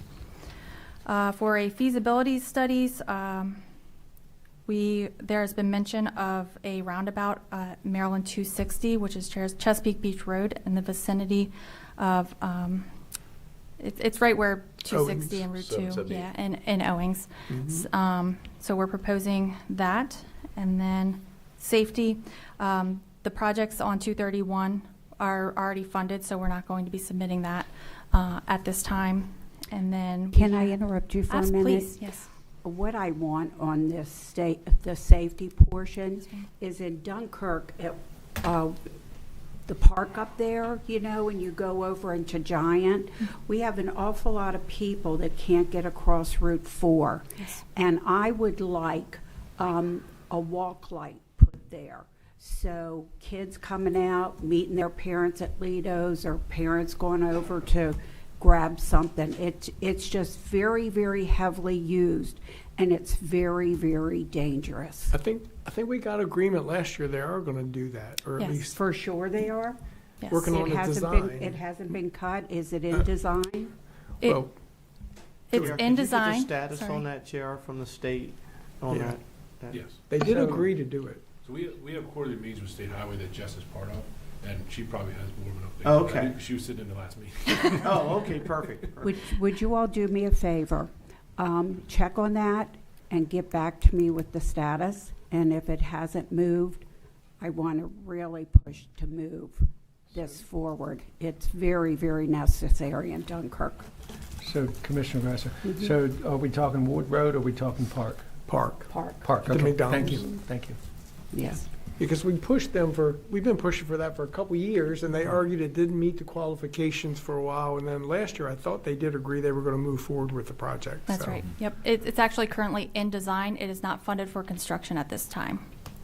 Okay. What do we have to do to get it funded? We If can it's in certainly. design- If it's in design, do we assume that they're going to fund it? You have to keep pushing until You they. have to keep pushing. It stays on our SHA agenda, and every quarterly meeting we ask for an update, and we go from there. Okay, keep pushing it, please. Yes, ma'am. Thank you. Because once they have a design, then they'll have a cost estimate, and then they can figure out how they're working in the budget. Yes. Commissioner Grasso, Linda Turner, County Yes. Administrator. We're in the process of scheduling a meeting with SHA as well, so we'll ensure that the priority's on the list. Okay, please. And if you need me there, I'll attend. Well, they'll come to us. Yeah, they will come in front of Mhm. us. That's okay. So they will come before us, and this is in the design. So at that point, we can ask them for an update and get pretty close to what they're thinking of doing with state money to accommodate that project. Yes. Okay. The State Secretary will come before you. Okay, and when is that going to happen? It's in the spring sometimes. It's in the fall. Oh, it's in the fall. They come in the spring. They were just They usually come September or October for the Consolidated Transportation Program. Okay. But we are having a meeting within the next 2 weeks with Keep them. pushing then. We're Thank scheduling you. it now. Okay. So Jessica, just to follow up for that, I didn't see the crosswalks for Armory Square or Sherry Lane. I guess that's in design also? Armory Square, we were not certain that what we wanted to move forward with that, but now I am, so that will definitely go on there. Okay. And then Sherry Lane is funded for construction, so that should Okay. be moving forward. Any day now. Okay, that's it. Thank you. Just- That's the only Absolutely. two I had. So that will be included onto that list as well. Thank you. So going back to the roundabout, please. we had talked about, where's that stand? You said we had a conversation. Are they moving forward with that project, Director Brinkley, or? So I think step one would be to request a feasibility study from Okay. MDOT and figure out what their position is from there. And so Okay. that's why we put it under that category. Okay. We do have a couple bike and pedestrian projects. So on Main Street 760, on Maryland 765, we're looking to get some sidewalk extensions from where they pretty much end at Oldfield Road to Calvert Town Road. We have quite a few pedestrians that walk there, and there's no shoulders either. I don't have page number 2. And now we have the Armory Square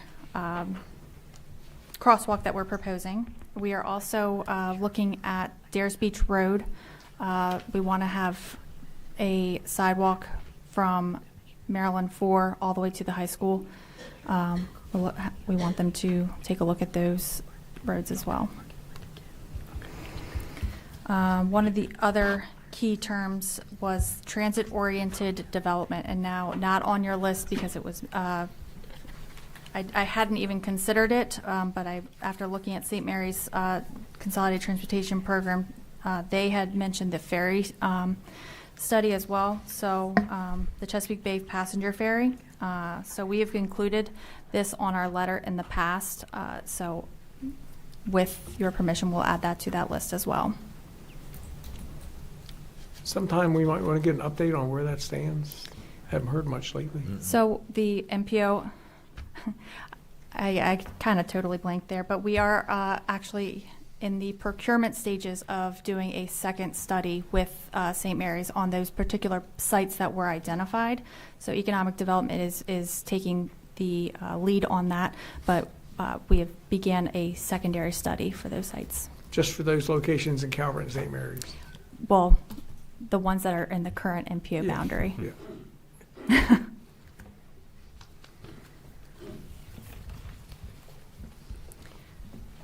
Yes, my question else is, have are any there any questions? additions or changes other than the ones that we noted? Everybody good? I'm good. Okay. Okay. Well, thank you, Jessica. Thank you. When's Thank your you. next meeting? When's our next meeting? Traffic Safety Council. Next week. Okay. I will, I will ensure you get the invitation. Thank you. Absolutely. Thank you. Talk to you soon. Thank you, Commissioners. Thank you. Thank you. Thank you. Now, that takes us to our final work session. Department of Planning and Zoning proposed text amendment 26-23 to the Calvert County zoning ordinance regarding data center conditions. Mr. Brinkley. Once again, good morning, Commissioners. Joining me this time is Deputy Director Rachel O'Shea. And so, once again, I'm going to sit here and let her walk through the presentation. I may get a few questions on this one. You're a good leader. Good morning, Commissioners. If it's okay with you all, I will skip the memo and go straight into the presentation. That's fine. Background and purpose. Last month, Planning and Zoning staff presented proposed text amendments on the county's zoning ordinance for consideration. Included in that presentation were additional conditions proposed for data centers. At the conclusion of that work session, staff was directed to come back to the Commissioners with additional condition options for consideration, and that is what we're here to present today. This is for text amendment 26-23.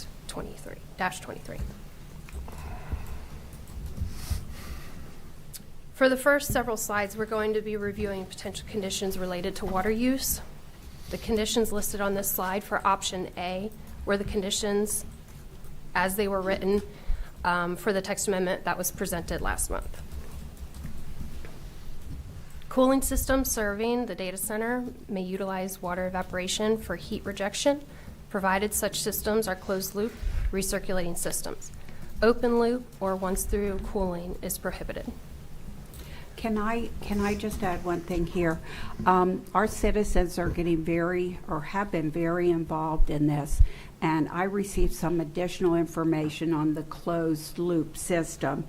And the key component of the closed loop system is the second loop, the heat exchanger loop, and that loop is open. So it's not 100% a closed loop system. And Commissioner, I think that's a good point to make, because these systems are dynamic. We refer to open loop and closed loop when in reality they're much more complex than just open loop or closed loop. And I think that's what Deputy Director O'Shea is going to walk through, why we have 3 options on this, and while staff will suggest maybe looking at option C, which is a more in-depth analysis on a water study plan, not just simply open loop or closed loop, because this is ever-evolving technology. And under that option, and I know I'm kind of burying the slide at the moment, but under that option, we would have a third party review that plan to determine whether that is appropriately addressing the county's concerns when it comes to water usage. Because, and I think it was mentioned last meeting by one of the public commenters, that closed loop systems often use more electricity than open loop systems, and so you sacrifice water usage to electricity usage. So it's a balancing act. There's not just an easy solution on that. So that's why having not a bright line rule might be the best option moving forward on water. And we have looked at a lot of other counties around, not just Maryland, but the United States, to get an idea of how they're addressing water usage. In this plan, we pulled heavily from a county in Virginia that's doing it, not Loudoun, but another county, as well as parts of Arizona that are very water strapped. They've had similar things to option C in there. Yes, I've read all of this, and I just have to state I continue to be confused, and it's going to take a lot of convincing for me to go with this. But let's move on. I don't want to step into something that the public doesn't want, or the public says, yay, go with it, and we don't have good information to make the right decisions. The environmental impact is paramount. The water, the electricity. There are so many moving targets to a data center. So anything we look at today is not going to be carved in stone, is it? Correct. This is just a work session, and if you direct us to go forth with a certain route, there'll be a series of public hearings and everything as part of the text amendment adoption process. So this is just a work session.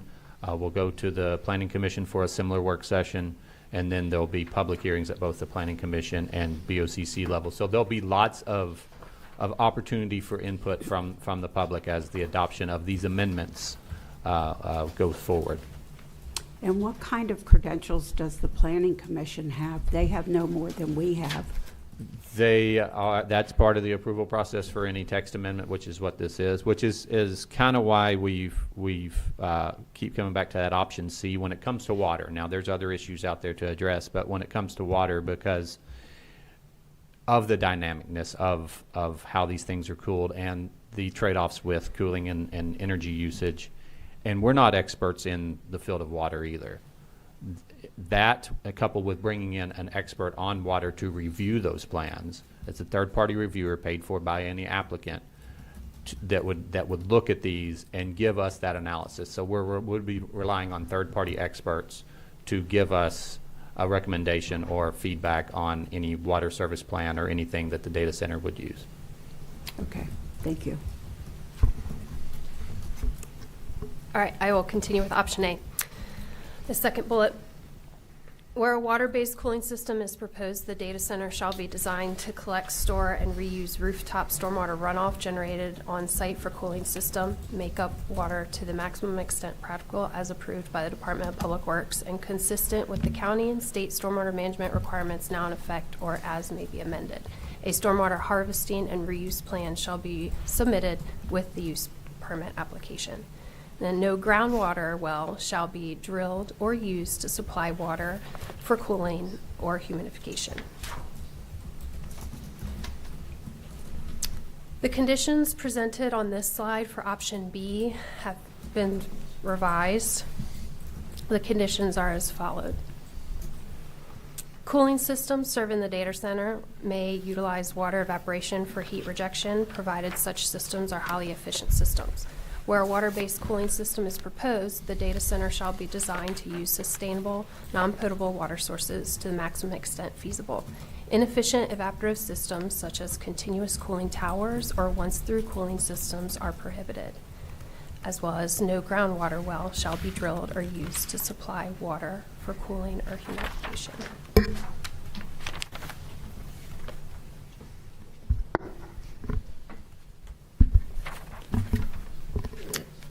Okay, the conditions presented on this slide for option C includes the substance of conditions for option B, but also include a water services plan requirement. The conditions are as follows. Water use by data centers shall be focused on efficiency, sustainability, and mitigation of negative impacts on public utility systems and ratepayers. This shall be demonstrated in a water services plan to be reviewed and approved by the Department of Planning and Zoning in conjunction with the Department of Public Works and the Health Department where applicable. The water services plan shall be prepared by a professional engineer licensed in the state of Maryland. The water services plan shall be updated and reapproved prior to any material expansion or operational change that increases projected average daily cooling water demand by more than 10% over the approved plan.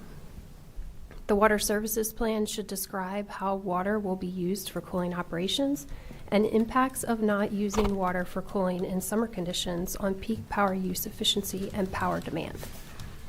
No groundwater well shall be drilled or used to supply water for cooling or humidification. If a data center is designed to operate without the use of water for cooling, excluding domestic plumbing use, the applicant may satisfy this requirement by submitting a sealed certification that the effect in lieu of a full water services plan. So Options.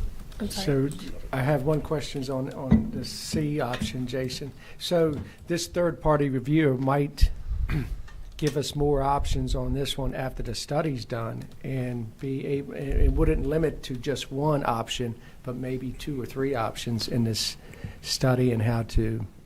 It would give you a more nuanced approach on how to address a particular, because of the way these data centers are being built. Every one of them somewhat unique in how they're addressing water usage and cooling, and we have it on our last slide, or next to last slide here, the third-party reviews. Now we actually have the ability to do that now. We have it for towers, and we have it built into our fee schedule to have third-party reviews.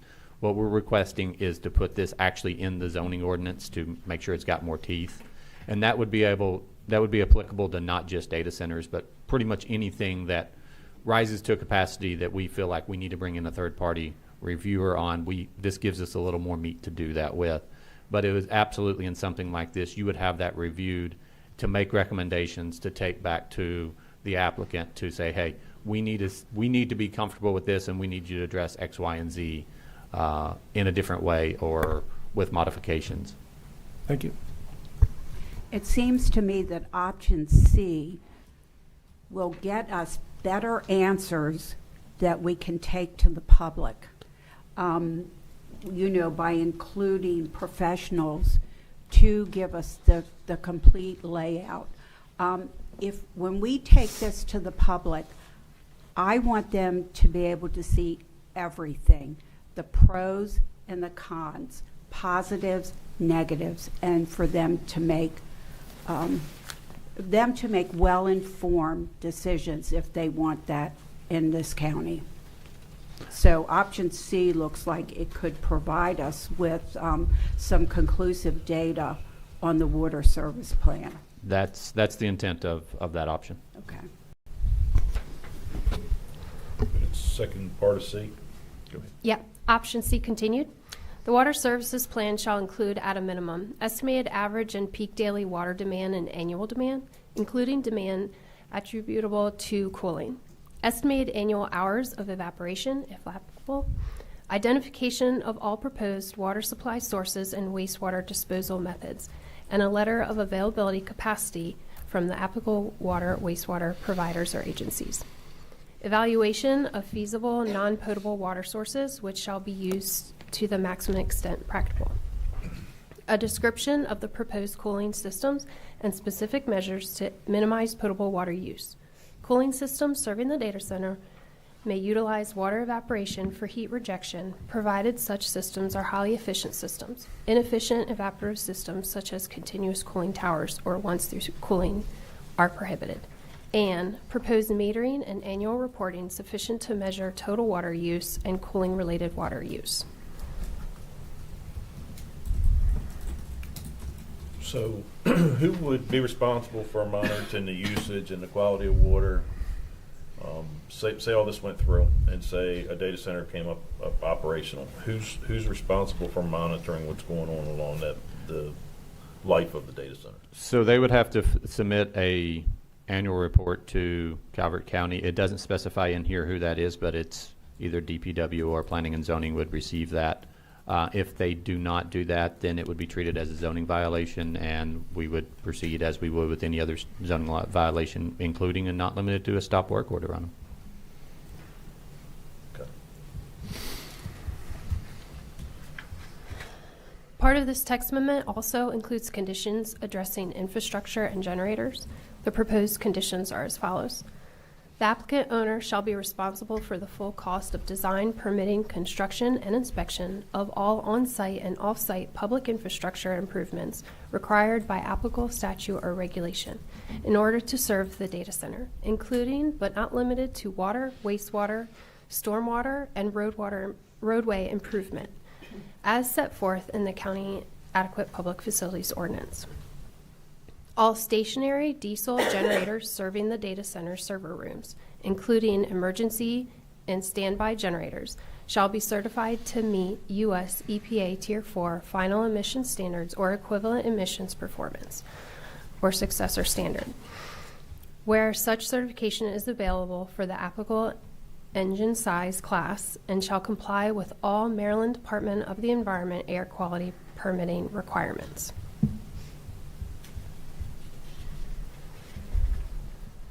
Also included as part of this text amendment, the department is also proposing to add the following provision to section 30-2, which is our article covering permits and zoning approvals.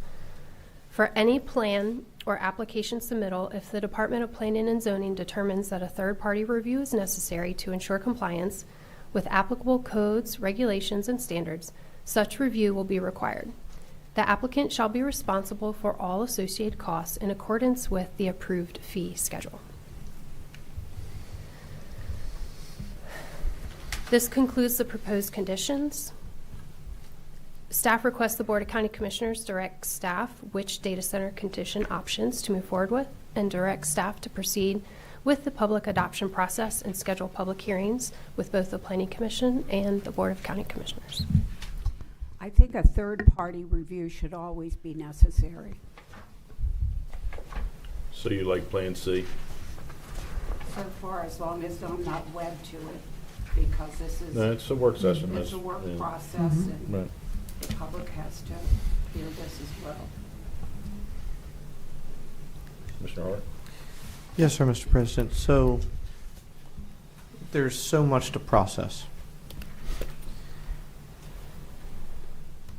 Like I said before, I'm not trying to say two projects are even.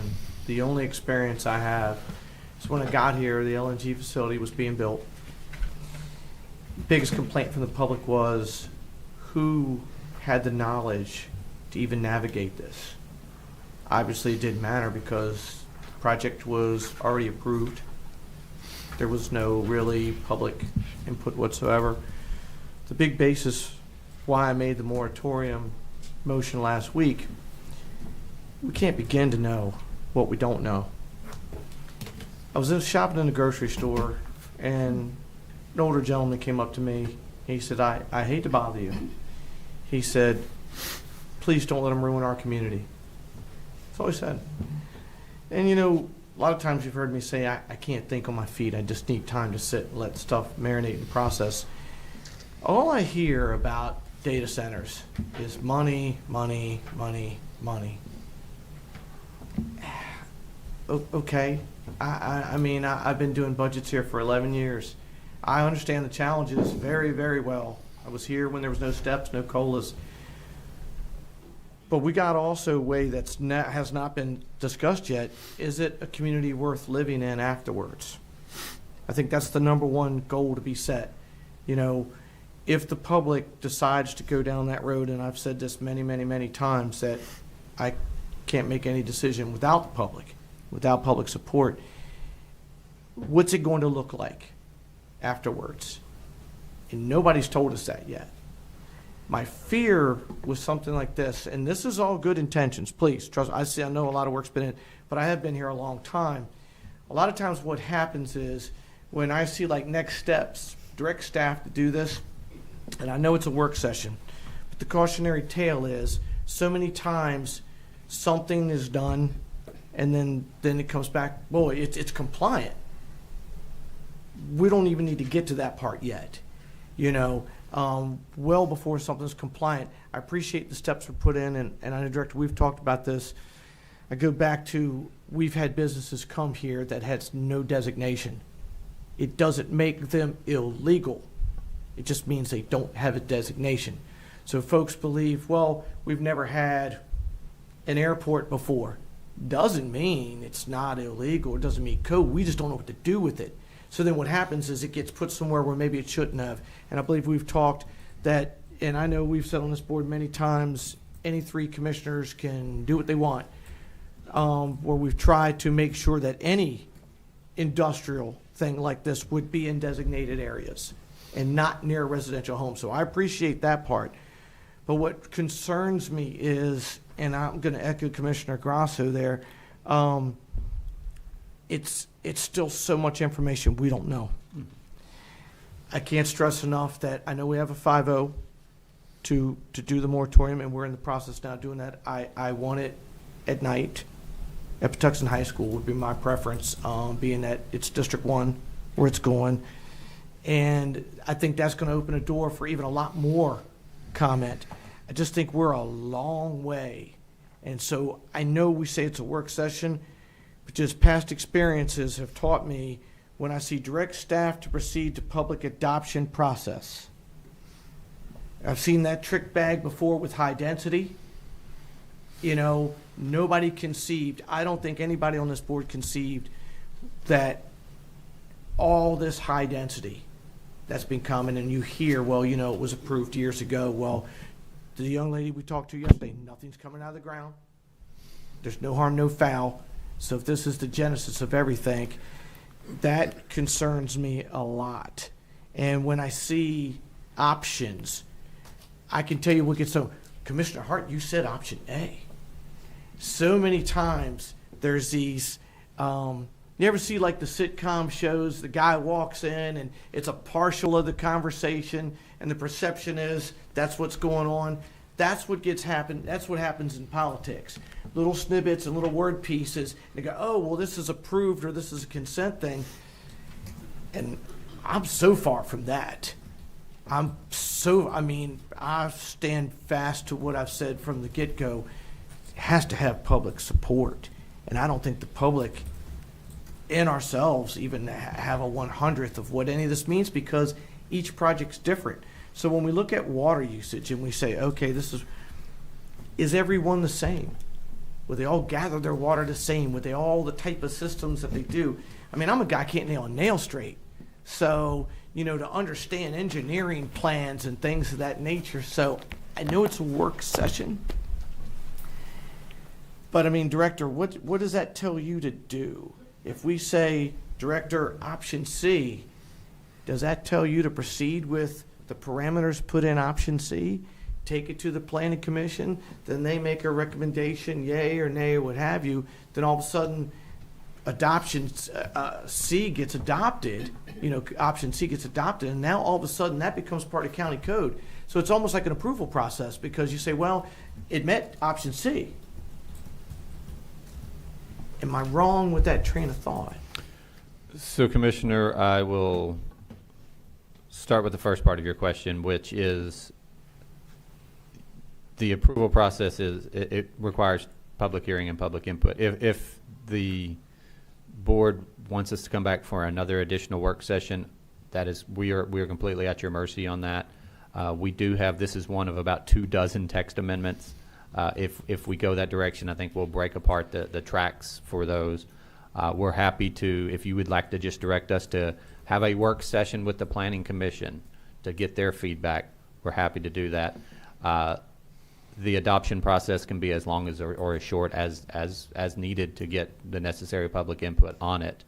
As far as option A, B, or C, Commissioner, I think I've been pretty clear that I think staff's recommendation is C. I think it tries to do the best to address it, but I can't tell you it's the perfect option. I'm not going to sit here and tell you it is. It is the best of options that we have been able to come up with to date. It is similar to what other counties have done. This is a technology and a industry that is ever evolving. There's over 500 projects in the United States currently being developed in these hyperscale data centers. So we're not the only community dealing with this. In fact, multiple counties in Maryland are considering similar conditions than what we have either already adopted in last year's zoning ordinance or are considering here today. So I think it's understandable that we as staff and you as the BOCC is struggling to find the best way to handle this. But what I can go back and say is I think we have already put in place more parameters than many counties in the state of Maryland have on this. And we were able to do that because this has been an issue over the past 12 to 18 months, not just here in Calvert County, but across the United States. And so staff saw that when we were going through the adoption process and wanted to make sure data centers were identified in our zoning ordinance. Because if you go back and you look at our 2006 zoning ordinance, the one that was in place up until March 1st of last year, you're right, it wasn't spelled out in that zoning ordinance. However, if you read the definition of warehouse, it meets that definition. And that's scary. And so under the Right, 2000... that could be a town center, that could be somebody, and like you take Cove Point Road, there's a storage facility right there now. There's not the property. But, you could say, and on that piece, I don't want to lose my train of thought, going back to when Dominion was done, there probably was an air of desperation. The county was bleeding $8 million a year. There hadn't been steps or COLAs for 5 years when I got here. Teachers, county employees, officers, no raises, no steps for 5 years. And they were taking $8 million a year out of fund balance. We're not in that place financially. We're in a much better place than that group was. So I don't feel desperate. And I don't feel pushed or pressured to have to go into, like you said, you try to make the most thorough ordinance or what have you, or things in place you can. But I think we're in a position we can be 100%, because I just don't think our back's against the wall. Maybe other jurisdictions are begging people to, hey, please come to the town or what have you, but we're not in that position financially. I can say that. I've seen that budget for 11 years. So I was here when it was like that. But it's not like that now. And doesn't mean it couldn't get like that in the future with bad steps, missteps, but pressures from state and federal government.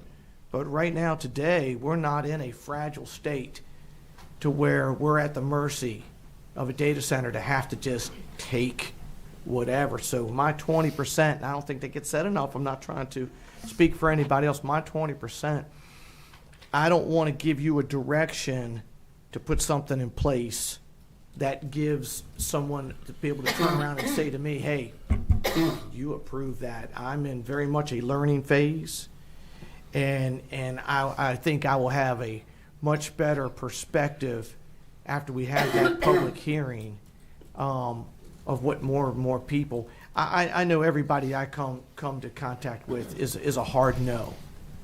So, I just don't want this to get a misleading thing. We're still going ahead with the process. My 20%, I'm not at that point. So what triggered this whole process was trying to put in place some parameters based on citizens' fears, correct? That's correct, Commissioner. You as a board directed us back in January to have conversations about these 5, come back with options for 5 conditions. This is in addition to the conditions that are already there. I will say, and just to be clear, that I think if we put some facet of these conditions on, I'm not sure there's a more strict county in the state of Maryland. There's a lot of conversation continuing to go on, but I think today in place, we are well ahead of most counties in Maryland on how to regulate these things. And if we adopt some version of this, we will be even further along in that process. But I do want to, because I think it needs to be said, the 2006 ordinance would have effectively allowed them in any industrial area and in many town center areas. There's some restrictions and stuff based on the town center, but it could have allowed them in pretty much any of those districts, as well as the employment center districts. So I think back 20 years ago. So That's what I'm saying with you just don't foresee that board 20 years ago, what's a data center? Correct. What's AI? And that's my concern and I know we don't have a crystal ball, but I'm glad you're bringing that up because that's where I'm going. And so I think that's where we've taken good steps. It's what do we take next to ensure that the public is protected, because it comes down to health, safety, and welfare is the reason for these ordinances.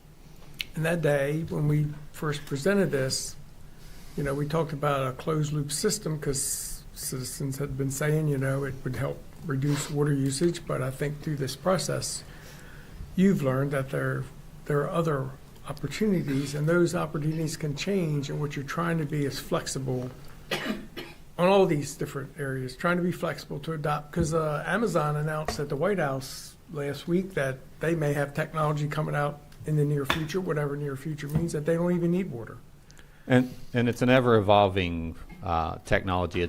It's bleeding-edge stuff. You're talking about companies that have significant resources at their disposal to come up with new ways to do this. So how do we put a set of regulatory standards in place that protect the citizens in a way that as this technology evolves? And so while bright line rules have a purpose and a place in many areas, because of how this is evolving, I don't think this is one of those areas when it comes to something like water usage, because it's changing on a day-to-day or week-to-week basis on what it is. So we need to have, and that's where third-party reviewers would be able to step in and make that third-party analysis on whether a water service plan that they're providing is sufficient. And Commissioner Hart's right. Every site is different. The shopping center that's built in Solomon's is different than a shopping center built in Prince Ruddock because of geographical issues and soil types and all those types of things. But we still have guidelines in place that they all have to adhere to, but it still goes back to site-specific and project-specific, depending on, what they're going to build. Commissioner Hart, he certainly has been through some worse financial times than I've been through, but in the last several years, we have been using fund balance. We didn't buy any vehicles trying to balance the budget. We haven't done things that need to be done because we haven't had the financial resources. So I think that my perspective is a little different than his. I think we're getting to that point where he talks about where they were in such bad shape that they had to do drastic things. I'm just concerned about the future path. And here in Calvert, we have limited opportunities for economic development based on what the citizens demand, based on our geographic issues. I don't think anybody has any intention sitting on this board of giving up our heritage or our environmental issues that we have. And if they can't meet those conditions, then they're not going to be welcome. But, I don't want anybody to think that we're just selling out for the sake of money. I think that what we tried to do is take a position of at least look at and see what that looks like. And if and when something comes forward, the public's going to have every opportunity through the process to evaluate those projects and come out. But I just have a little different view on the financial situation that we're in based on what I see coming.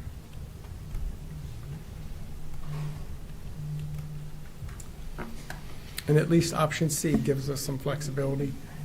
And if it takes another work session to flush out option C, if you just focus on that, then it doesn't bother me at all. Mr. Gressa? I can live with flushing out option C as long as I'm not bound to anything. It's just another work session, correct, sir? We can, and when you say work session, you talking about in front of you all, or do you want us to go to the planning commission for our work session and then report back before moving forward? That gives a whole other set of eyes on it. Why don't you go to the planning commission Yeah. first and see what they say, and based on that discussion, might have to come back to us. I agree. Agree. Agree with that, Mr. Yeah. Mayor? Agree. Okay. Yeah. Because Commissioner is right, none of us are experts. I mean, that's what we're trying to do here is Mm-hmm. put in play something where somebody has. And we can do that. Okay. I don't even think we need a motion. We'll just do that. Thank you. Thank Thank you, you. commissioners. Thank you, commissioners. And I think that's the last for me. So when is their next meeting? We can do it next week on the 18th. Okay. Because I think we're prepared to go with the rest of the text amendments, so we'll talk about that one, or we can do it in April, depending upon guidance. But we'll start that next week. Thank you, All Commissioner. right, thank you. Thank you. Mr. President, I doubt you have something before we get to comment. Go ahead. So while we're talking about public work sessions and what have you, there's been a lot of talk on social media, out in the street about NDAs and who signed them and whatever. Mr. President, I would like to make a motion today to direct staff to prepare a work session on NDAs and ENRAs and bring it back to us for a work session so that we might understand it better and our citizens might understand it better, and just get more information on them. Second. So I have a motion and a second to direct staff to come back before us with a work session to confirm that NDAs and what was the other one? ENRAs. ENRAs are being used appropriately. And is that everything? And answering any questions that, bring And back to answer to us, questions associated with comments it. and concerns. Okay. Is there discussion on that? I don't think so. I think it's, Fine with it. yeah. Very good. So, hearing none, do we have a vote? Yep. All in favor, say aye. Aye. Opposed? Motion carries. Clear? County Attorney, are we good on that? Yes. Okay, thank you. Public All right, takes us to public comment. Okay. You're up. Good afternoon. To maintain the quorum, the Board of County Commissioners adheres to established procedural rules first adopted in 1989 that are applied in a viewpoint-neutral way only to genuinely disruptive or threatening behavior. As an invited speaker addressing topics pertaining to county government, please observe the following guidelines. All remarks and conduct must be respectful and refrain from personal attacks, inflammatory language, or disruptive behavior. Prior to commencing your remarks, please state your full name for the record. Individual speakers are allocated 2 minutes. Designated representatives speaking on behalf of an organization or group are allotted 5 minutes. Individuals seeking to influence governmental decisions are categorized as lobbyists and are required to register with the Ethics Commission prior to their engagement with the board. And with that, our first speaker, thank you.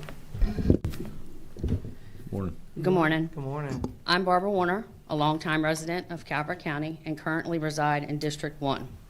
One question that has always weighed on my mind is, why is it that all the things that nobody wants end up in Lusby? I digress. These data centers are a hot topic and have caused an enormous amount of stress and concern from residents. All of this could have simply been prevented by a public announcement at the very beginning. Unfortunately, that did not happen, and now residents are not listening. There are residents that are for data centers, there are residents that are against them, and there are residents somewhere in the middle. That is nothing new for any issue that affects a majority of residents. There are a lot of emotions playing out in this room and all over social media. We need to come together and eliminate many of the growing concerns by the public and find common ground. Calvert County is the best of the best, and let's once again show that in how we handle these data centers. If the data centers are coming, Let's be the example that everyone wants to follow. Let's be the leader in best practices. Always remember, communication is the key to success. You need input from everyone, whether they are for it, against it, or somewhere in the middle. That is the only way a well-informed, educated decision can be made about Calvert's future. As for anyone that's speaking today, please make sure your emotions don't get in the way of your message. Your voice matters, but messaging can be lost with those emotions. Thank you. Thank you.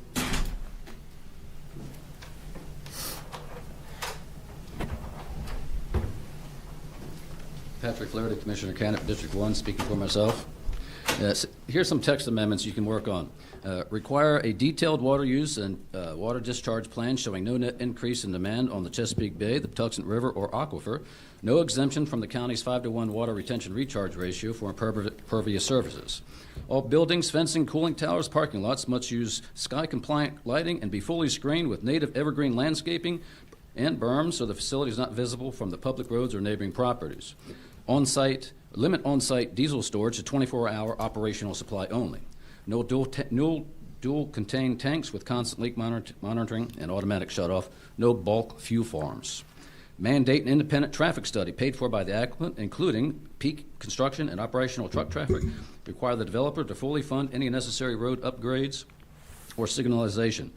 Require the applicant to post a 10-year property value guarantee bond to reimburse neighboring homeowners for any documented decrease in assessed value caused by the project. Limit construction hours to 7 a.m. to 6 p.m. weekdays only, no weekend or holiday work. Require dust, noise, and vibration monitoring with automatic stop work authority if thresholds are exceeded. Require a separate decommissioning bond sufficient to fully demolish all structures, remove foundations, restore native vegetation, and remediate contamination, minimum $75 million, adjusted for inflation. Require an independent countywide study on cumulative impacts to water supply, power grid reliability, noise, property values, and emergency response capabilities. Require all buildings to use sound-absorbing materials in walls and ceilings sufficient to block all operational noise. Enclose all generators in soundproof structures with exhaust routed through automotive-grade mufflers so no noise is audible. Set a strict noise pollution limit, never to exceed 30 decibels at 50 feet distance from any building, and require Amazon to post a $50 million perpetual surety bond payable to Calvert County upon any violation. Thank you. Thank you.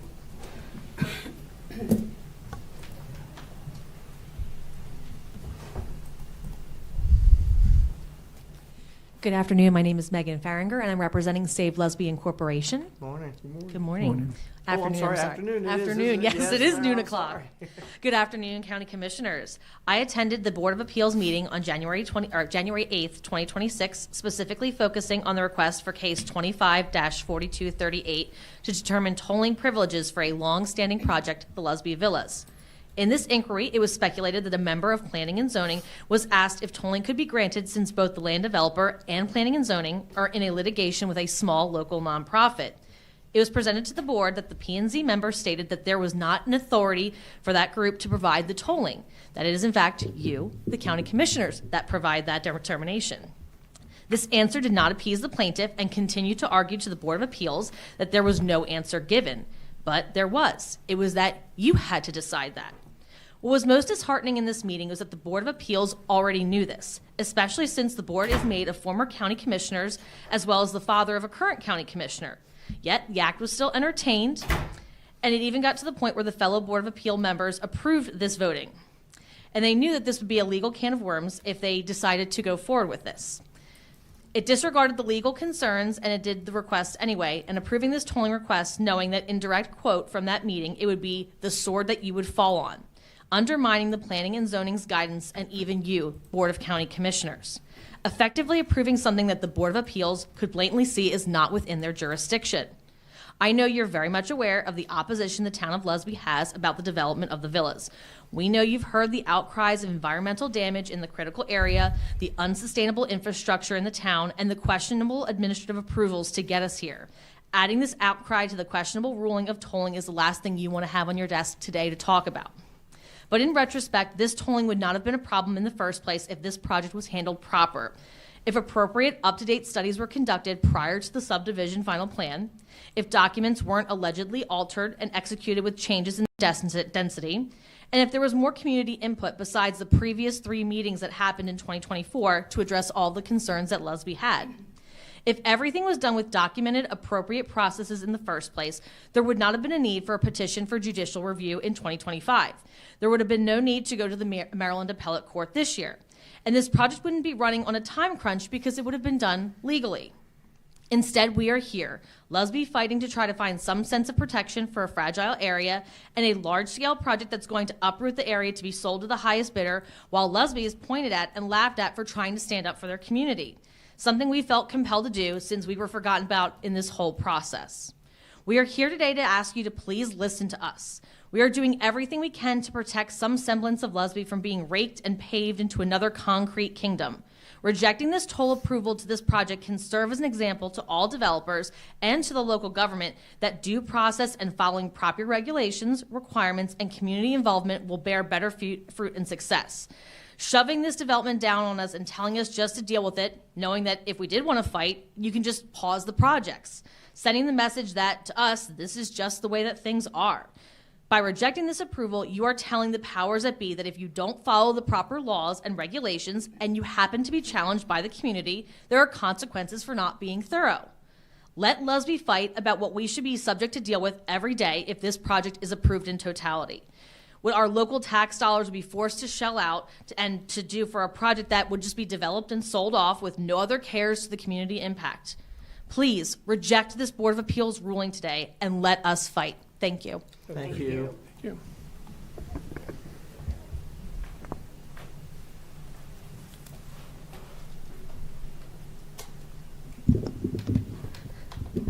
Oh boy, my name is Barbara Bowen. I'm a retired Calvert County employee. I'm a supervisor in the transportation department. I got into Save Lusby like 2 years ago, I guess, to see what they were doing. I knew a long time back that there was going to be some apartments, but you didn't see anything for a year or more. So finally we see something. There's going to be these apartments. And you don't really know what they're even going to look like. You see a rendition in the paper, in the Calvert paper. Well, they're not going to look like that. It's going to be like 10 buildings, maybe whatever it's going to be. I don't know, because we haven't seen it. We came to a meeting. We asked you people not to approve this. He's a businessman. He doesn't need to put up these apartments and mess our town up. Prince Frederick is already messed up. It doesn't look good. But responsible, all you county commissioners are responsible for taking care of the people in Calvert County. Now, there's a couple thousand people down in Lusby. They did not want this. They should have been heard. It should not have happened. And now, like you say, here we are. And we don't want this place. We can't even get in our intersections now. Go into Appeal Lane with 2 schools, 2 apartments, Parks and Rec, the community center. Try to get in and out of there. When people are coming out of Gunsmoke and Tomahawk, and they're running the light. You just got to sit there till they get through running it. It's not feasible for this place to be there, and we don't want it. And out of that, you're going to tear down, almost 30 acres? Rip down trees, fill in ravines. That's not going to be good. Not good for Calvert County, and not good for Lusby. Thank you. Thank you.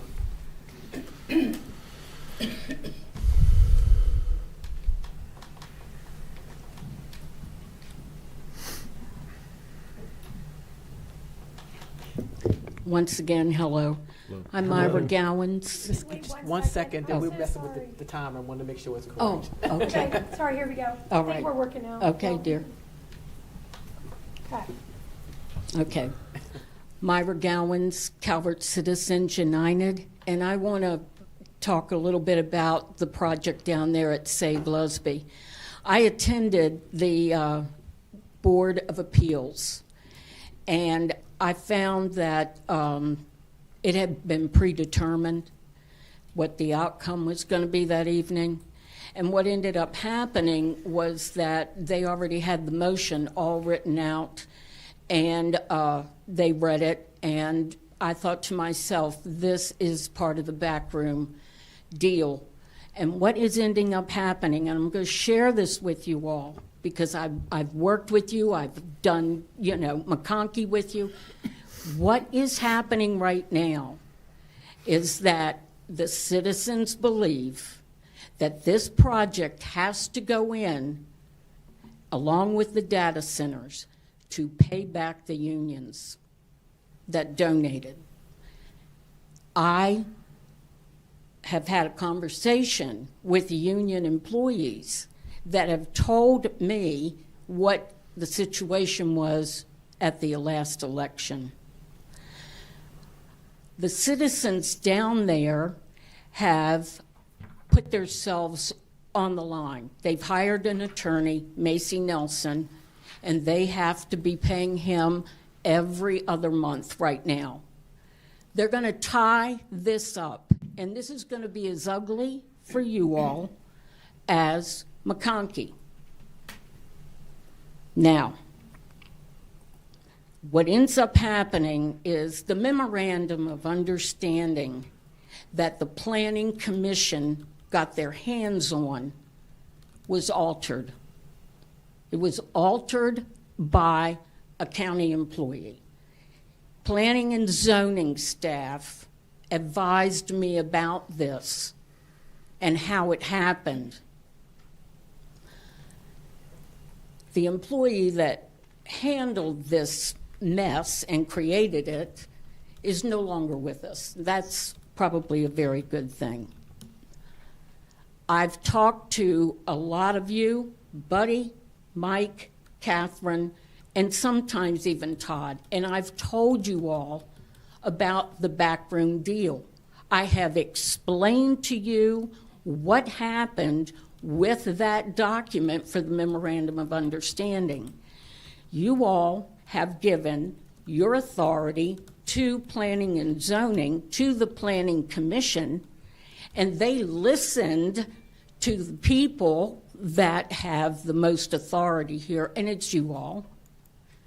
And what ends up happening is that that document is 22 years old. That is the document that you all are working with to grant this project over and over and over again. The owner of the project needed a partner. He took Anthony Williams. Anthony passed away. Then Rodney was going to go in. Rodney knows that's a mess. Now, let's think about this. That property that is going to be destroyed and put back into God knows what it's going to end up being, because it's a 50-foot hole in the ground. What ends up happening is that that project sits on 32 acres. The Pentagon sits on 35. You're going to destroy 32 acres, and you're going to create all of this issue and problem for the people in First District. I'm only going to share this with you, and I'm telling you from the bottom of my heart, you all are not trusted. It's not that they don't like you. The citizens, it's not that they hate you or don't like you. They don't trust you all. And that is a bad situation to be in at this election time. And I know for a fact that a couple of the people sitting here, I may have already stated this, is that when everybody said, oh, it's Johnny Gott's property, I'm told that it was stated, was stated, well, we can't take away Johnny Gott's property. That's just not right. Mr. Gowan. Thank you. Thank you. Mhm. Thank you.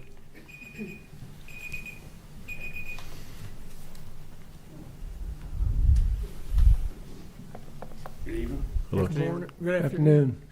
My name's Ernest Shiflett, and I'm a lifelong resident in Calvert County. I wanted to address a few of the comments that were made last week about data centers.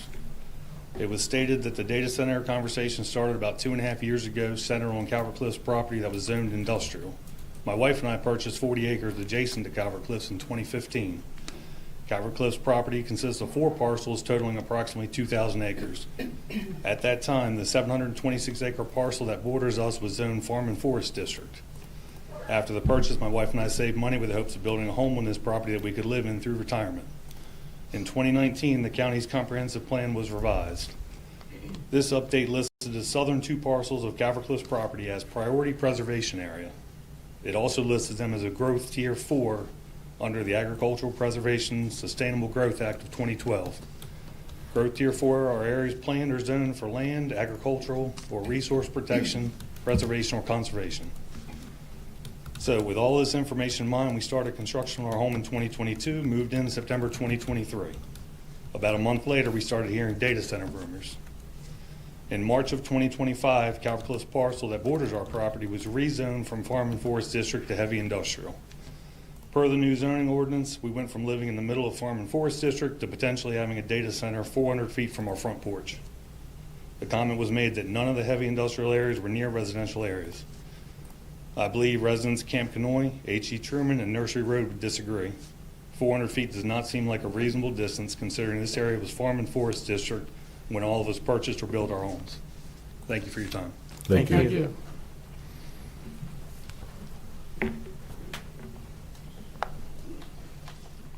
Good afternoon, Commissioners. My name is Joe Cormier. I'm going to start by paraphrasing Professor Sunil Dasgupta at the University of Maryland, who has a I Hate Politics podcast that features the 5 of you on there this week.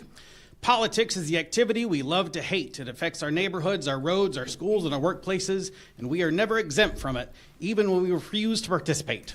Local politics can be messy, sometimes dirty, corrupt, with self-serving politicians. However, politics is what keeps the business of government, even when we don't agree. Commissioners, I see your faces and your size and if the boot fits. You preached about a zero-based budget and fiduciary responsibility to the taxpayers, yet we're on budget adjustment number 714.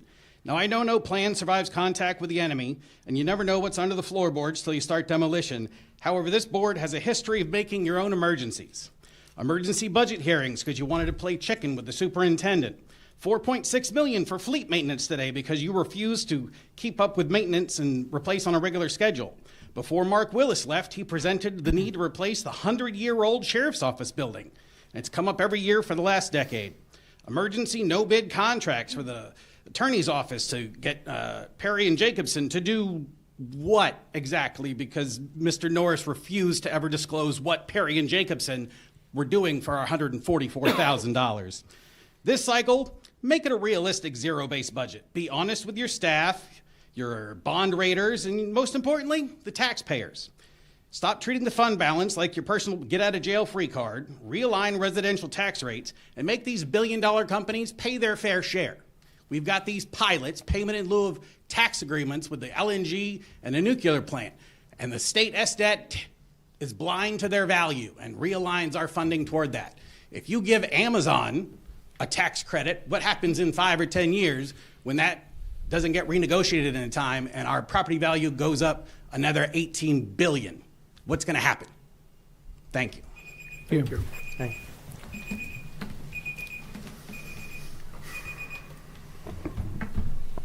Are there any more in the audience who would like to comment? Madam Clerk, do we have anyone online? We do. We have one caller online ending in 5484. At this time, if you would like to give public comment, please unmute yourself.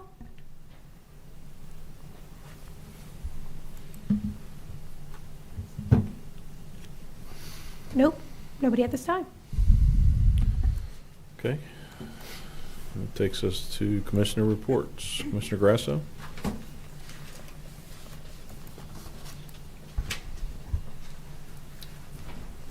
Okay, on March 4th, I attended Jefferson-Patterson Park meeting. On the 5th, I attended the Sheriff's Awards ceremony at St. John Vianney. On the 7th, I attended Hop for Chocolate 5K race.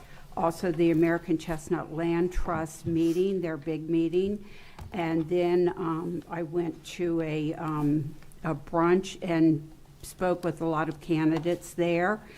And I also that night attended St. Leonard Volunteer Fire Department's award ceremony at the clubhouse.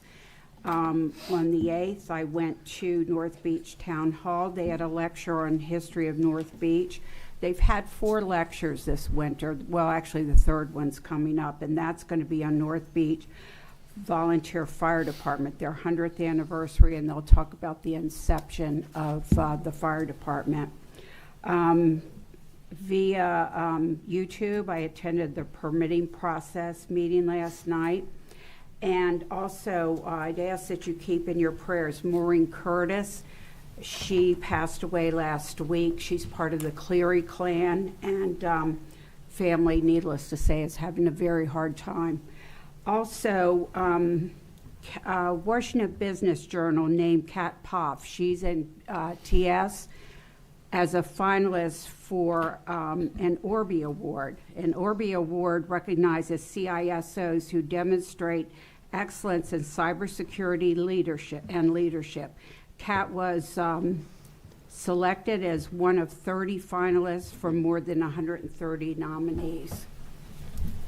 Okay, and then I want to address one thing. The Compensation Review Board meets every so many years, and it's composed of citizens, and our Compensation Review Board met, and I know a lot of you, I don't know if it's you, but I know a lot of people are very upset that we were recommended for a couple $1,000 increase in our salary and also our treasurer's department. We didn't give this to us. We made no decision on this. What happens is recommendations are made. The committee goes around, they compare St. Mary's, Anne Arundel, Charles County to see if we are on the same par as other counties, and we weren't. It is now with the legislators. It's up to the legislators to decide if they want to pass that on to us. So it's nothing we gave ourselves for, as some people say, our supposed part-time jobs. I also want to let you know that Constellation and AWS, and we talked about this last week, Constellation owns that property. They have been talking to AWS. We have no say in what Constellation does there. I've checked with our attorneys. Our attorneys say there's nothing we can do to stop it. It is an agreement between them.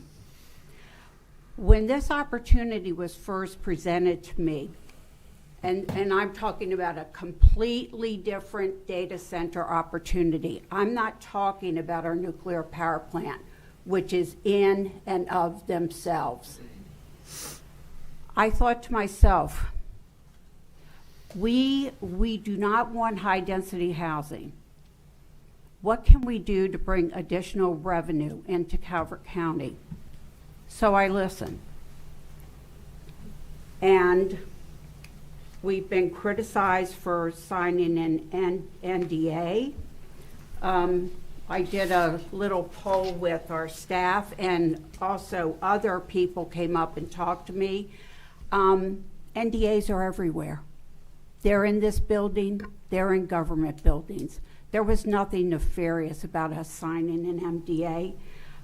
NDAs are standard practice in economic development. They protect sensitive company information like financials, workforce needs, and expansion plans while projects are being evaluated. Evaluated is the key word. We are evaluating if this is going to work for Calvert County.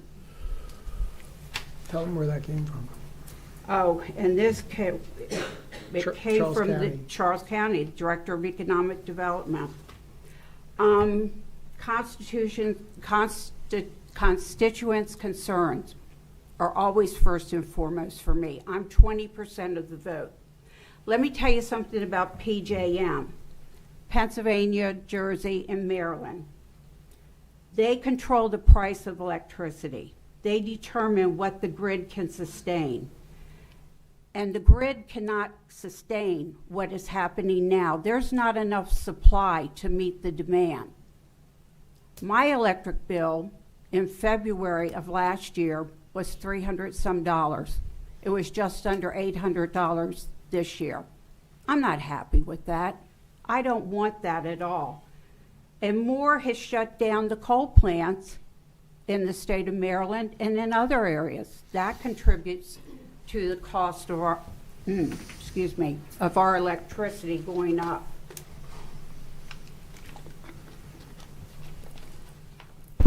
Oh.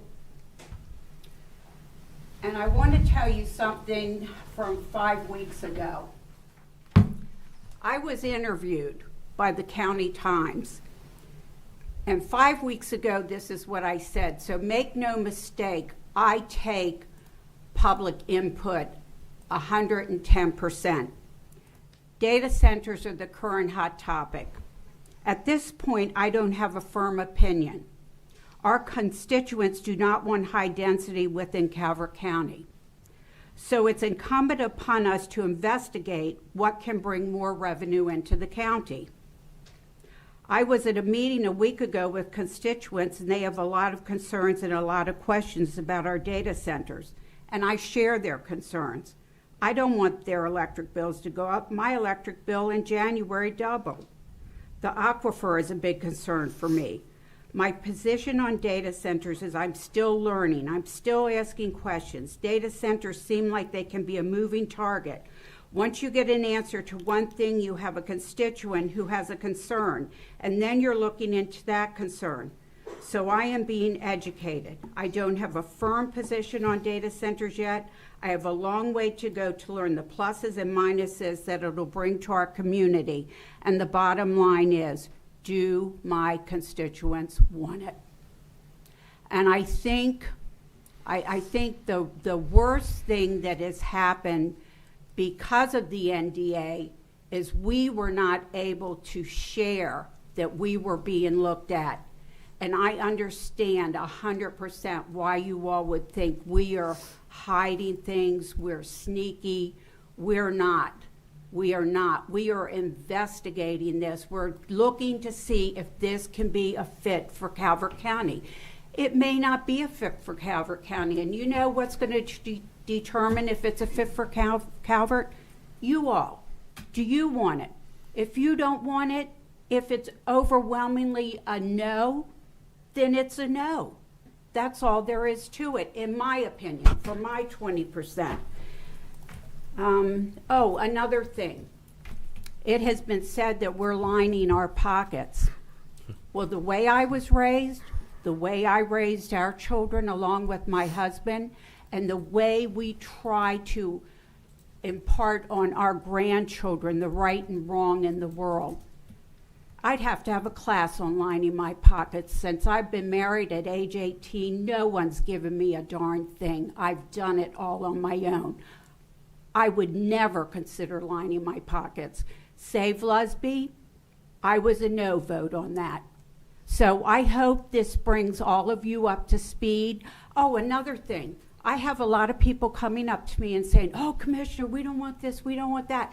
I appreciate that because I work for you. But do you know how many times I have said, call me, let's sit down. If you have this concern, that concern, I will bring subject matter experts in and we'll have a talk about it.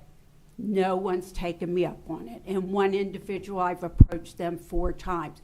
You know why? Because the culture we live in, it's better to be behind that keyboard and call people whatever you want to call them. So those of you who came in and spoke up today, I appreciate you. If you think I'm a POS, I can take it. I appreciate it because this is a democracy and we all should be working together.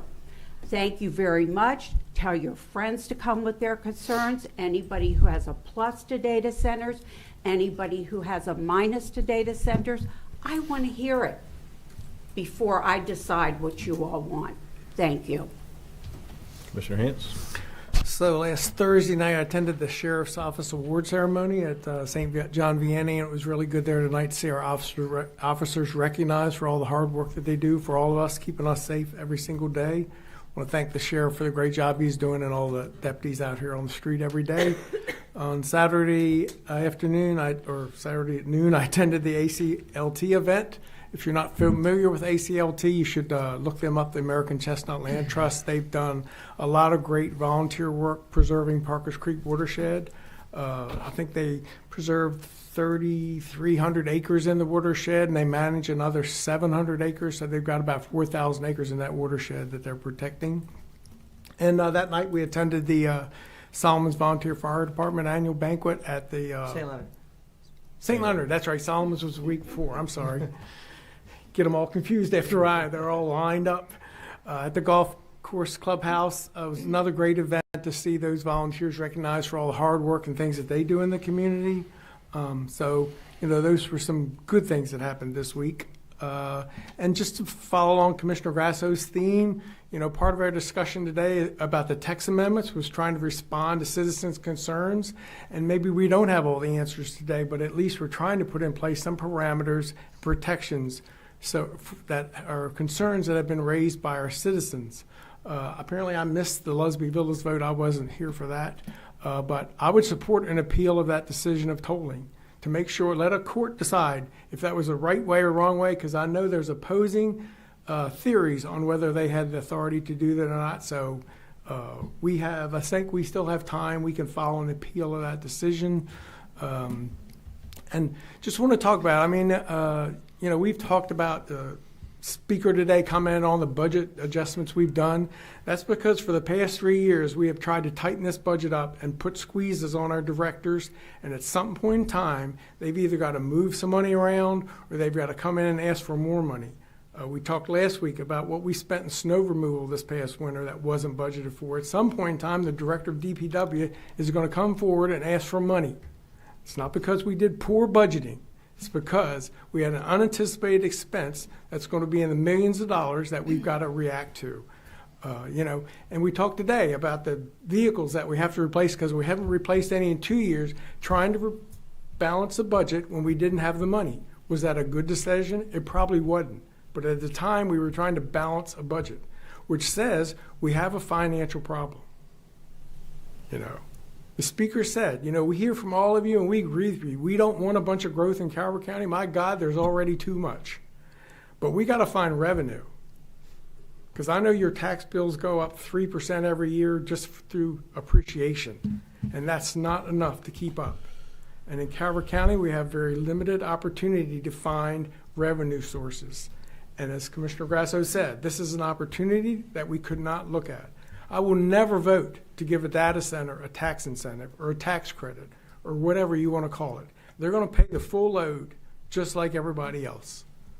Every penny they owe, they're going to pay. No credits for anybody. And I want you to think about this. For every $1 billion of investment through any economic driver in Calvert County, because of real and personal property tax, it'll generate about $25 million for Calvert County. Just remember that when you hear these projects. $1 billion generates around $25 million for us because of personal property tax and real property tax. Because I keep hearing the county's going to lose money on this. Why do they want to do this? They're going to lose money because we're going to have to pay for this and we're going to pay for that. There's already state law about what they have to pay for. We've enacted text amendments that talked about that today. They're going to pay their way. We're not going to pay for anything for them. Not going to happen. Not with my 20%. So. Just a minute, I want to say something. Sure. I have been very disturbed by the tolling vote, and it will come in front of us, and my vote is going to be to appeal it. I also want to tell you another thing. We sit in on a lot of meetings that we travel. The state is requiring us to have blueprint for our children. I've been on meetings with representatives from all of the counties, and I've seen grown men from our poor counties on the Eastern Shore, Western Maryland, with tears in their eyes saying, how are we going to absorb this? We can't ask our people. They live below a certain medium level anyway.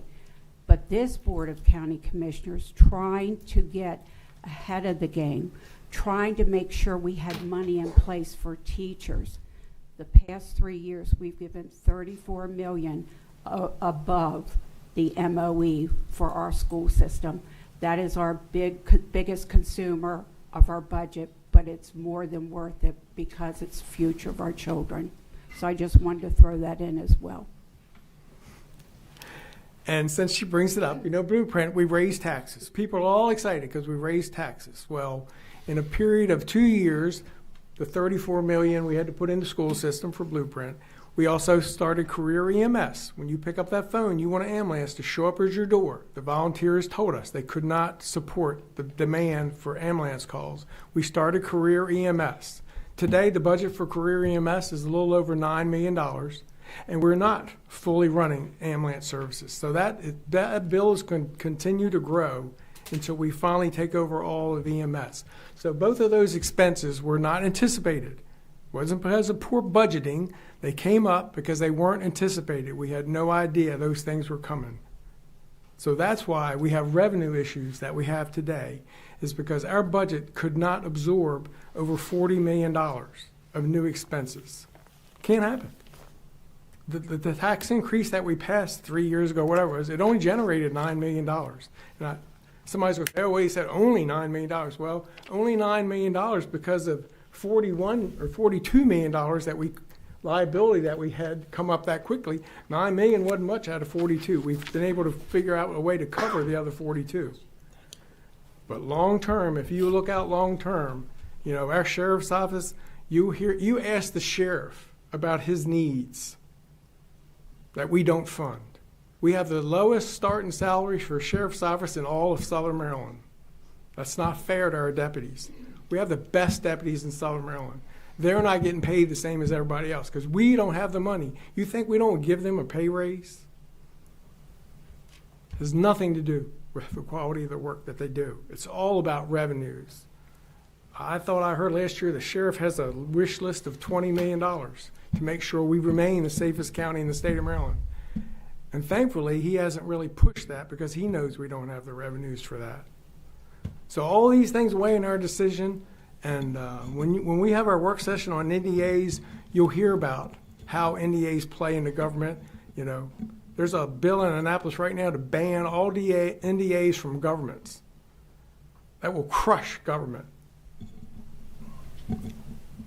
All the security programs that we sign up for, we have to sign NDAs. Nobody will give us a security program that we don't sign an NDA for. So I appreciate Commissioner Cox's motion on the work session to get out fully what NDAs do and what they don't do. So that's enough out of me today. Thank you. Commissioner Hart. Well, that's a lot. And please, folks, I just speak for my 20%. And I have nothing but respect for my board, past boards, everything. I think anybody's been around me, not a finger pointer. Just not. So I'll start Miss Warner. She reminded me of something, that she knows and I know from being there forever. When you talk about Lusby, we do seem to take the beating for some reason. I mean, back to even when I was a kid in one bus to pick up Drum Point and Ranch Club, and you can just go all day long. But Barbara, it's funny. I was having this conversation with somebody. It's been a blessing and a curse. But water and sewer has enabled a lot of these big businesses to look at us and see us as easy pickings. Dunkirk was very, very smart years and years ago. When they left a lot of areas to come to Dunkirk, they knew that when they were building their home that they may have that issue one day, but they were okay with it because they knew what high density would do to their communities. It's been something that I have fought forever. So many projects you've never heard of because they never happened. But it wasn't like they haven't been trying and try again. And you can ask anybody here, they'll tell you here, past staff, they'll say, can we get with Commissioner Hart, to address his concerns? I'm like, if you're talking high density, I'm not coming. Because you already know what my take is on that. It's my job to go anywhere and listen, and I have. I go, I listen, I say my piece, and it's kind of like, that when you tell your son or daughter that they can't go outside till they clean their room, and they keep coming up with different excuses. They keep finding different ways to ask me. My opinion hasn't changed. For a big piece is, where do you put them? We still only have one road. If you live in the Ranch Club or Drum Point, you almost have to come out. It's one road. Everything's Catalina to get out of there, or it's Lake Drive to get out of there. None of that's changed. And I've been blessed to work with people with a lot of historical knowledge when I got here, to point out a lot of things to me, to help me in that journey. When you walk in the door, you don't know those things. So I've been very blessed with that. And I have a lot of fights going on right now. You say no, you say it's not in code, and they keep trying to find a workaround and a workaround and a workaround. That's why if you listen to the data center discussion today, I appreciate everything staff's doing, but they just can't think of everything. And these people out here, they're 2 and 3 steps ahead. They're constantly working, doing stuff that you're back talking to legal going, can they do that? And we're researching it, Commissioner Grasso said, about people talking to her. And it made me laugh a little bit where, me and Commissioner Weems used to say public comment isn't on Tuesday, it's on Wednesday. Because they know where to find us. And they're right in there waiting for us when we walk in the door. We used to say that amongst ourselves. If 5 people today came and talked, we'd see 15, 20. And I embrace that. That's part of growing up in a small town, My kids don't go to the grocery store with me. They know I'm there an hour, and that's what I'm there for. I mean, it's fine. To address everything said, with the tolling piece, I thought it was pretty clear how county code spoke. It was very clear, and I believe we were right on that issue. And it's I don't know, county attorney, I don't want to get in trouble and speak to a point, but because I see you looking. I would. I see you looking.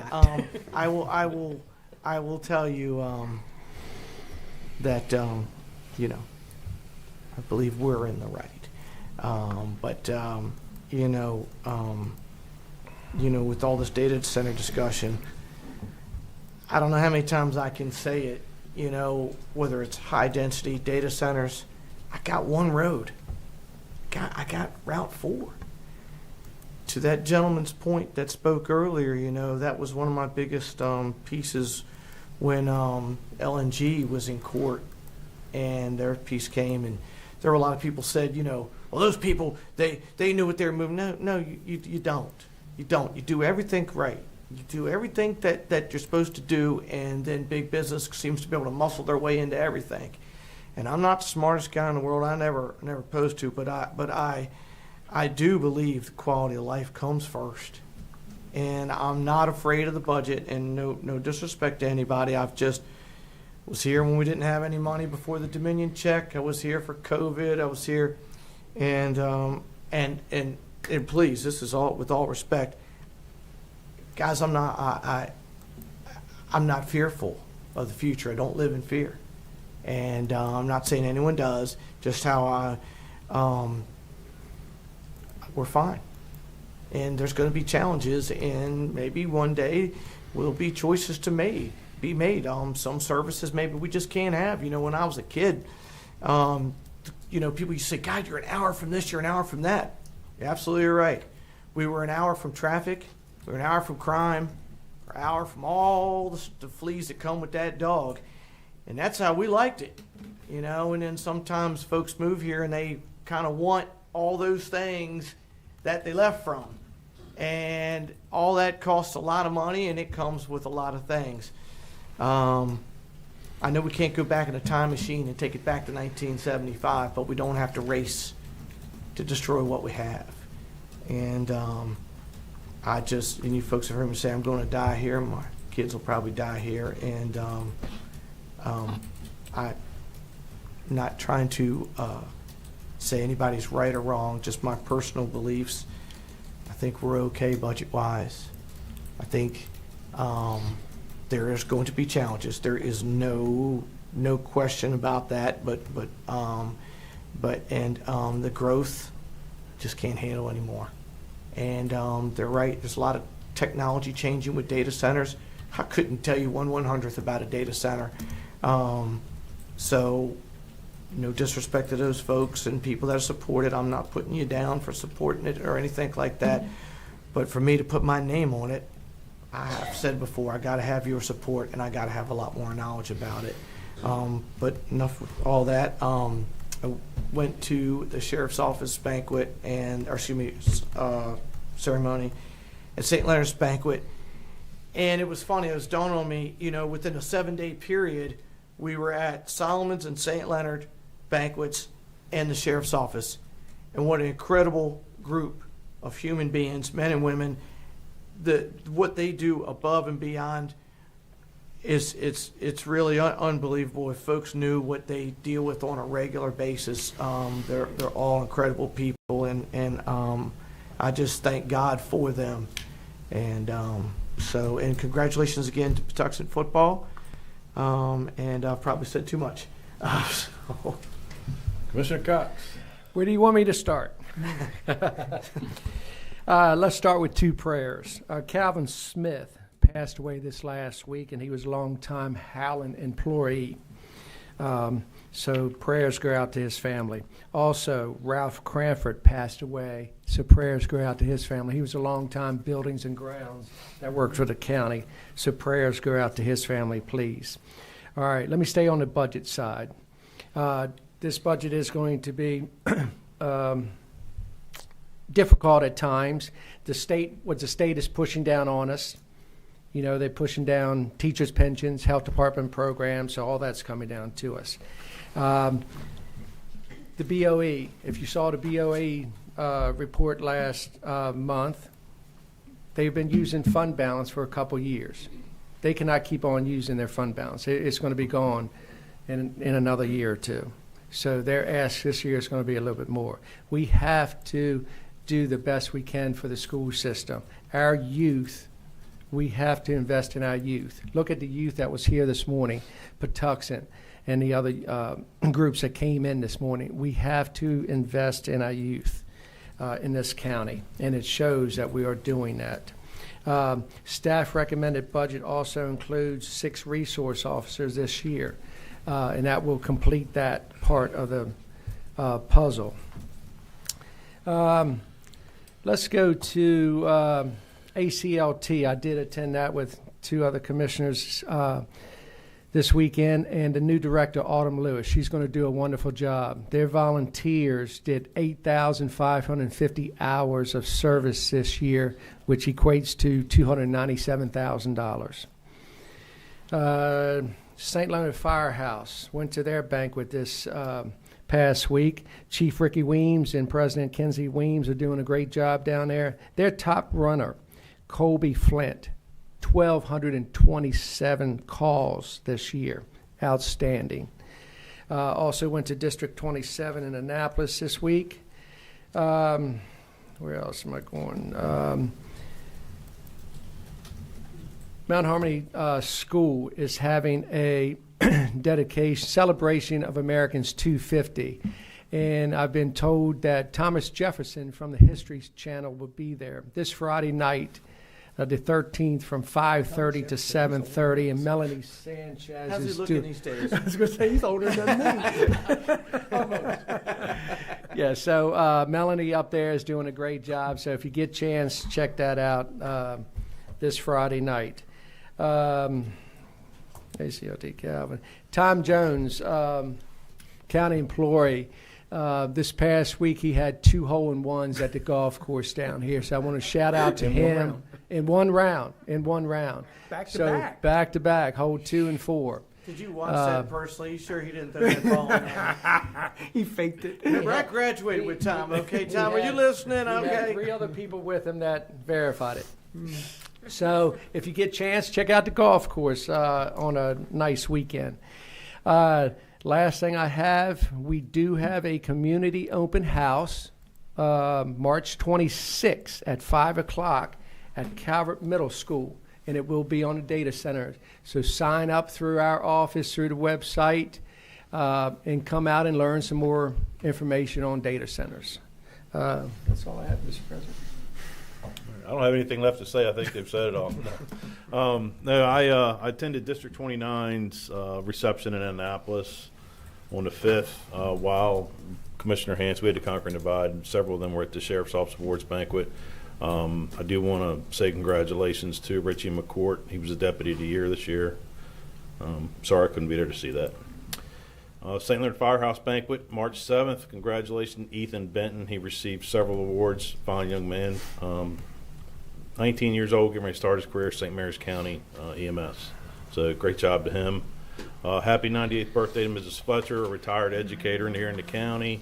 She had a beautiful birthday party with lots of family and friends at Adams on Sunday. During our meeting, Remy was adopted, just to let everybody know. Really? And Good dog from job. This morning. Oh, that's awesome. One of them girls that was here? I was gonna say, No, actually, apparently a gentleman that came yesterday, and he came back this morning and picked Remy up. So the kids won't get in trouble with their parents, hopefully. A lot of the budget concerns that Commissioner Grass had brought up, talking about the $34 million in the school board, all that's recurring costs. And there again, I mean, you heard time and time again from all the other commissioners that our revenues aren't going up, however, our costs are. And unfortunately, the county's electric bill is going up too. I mean, I feel the pain. My electric bill was $700 more in February than it's ever been. So it hurts. I mean, it does. I mean, everybody's getting hurt. Just put that a little bit of perspective there that the county's cost, not only for electric bills, but goods across the board goes up as well. Put my glasses on here. I was scratching some stuff down while they were talking. In addition, we got 2 firehouses, a sheriff's office, and a community center in the pipeline that all are significant costs as well. I got chewed out the other day a little bit about talking about NDAs, and the reason they chewed me out is because, in government we tend to use acronyms for everything, and a lot of people in there, he said he could look at around the room and see that they didn't know what they were talking about. It's a non-disclosure agreement for anybody that did not know or had any concern on what that actually was. I'm just going to wrap up and say I believe this board definitely wants to do the right thing for the county, for the citizens, and I don't think anybody's here to hurt anybody. A lot's been said today, and I appreciate my fellow commissioners coming out and saying everything that was said. I really do. I hope, again, I hope it helps. At the end of the meetings in January, when I took over as president, we started doing a commissioner's corner. And what it is a synopsis of all our meetings. And I try to keep them as short as I possibly can. Of course, longer meetings are going to be longer.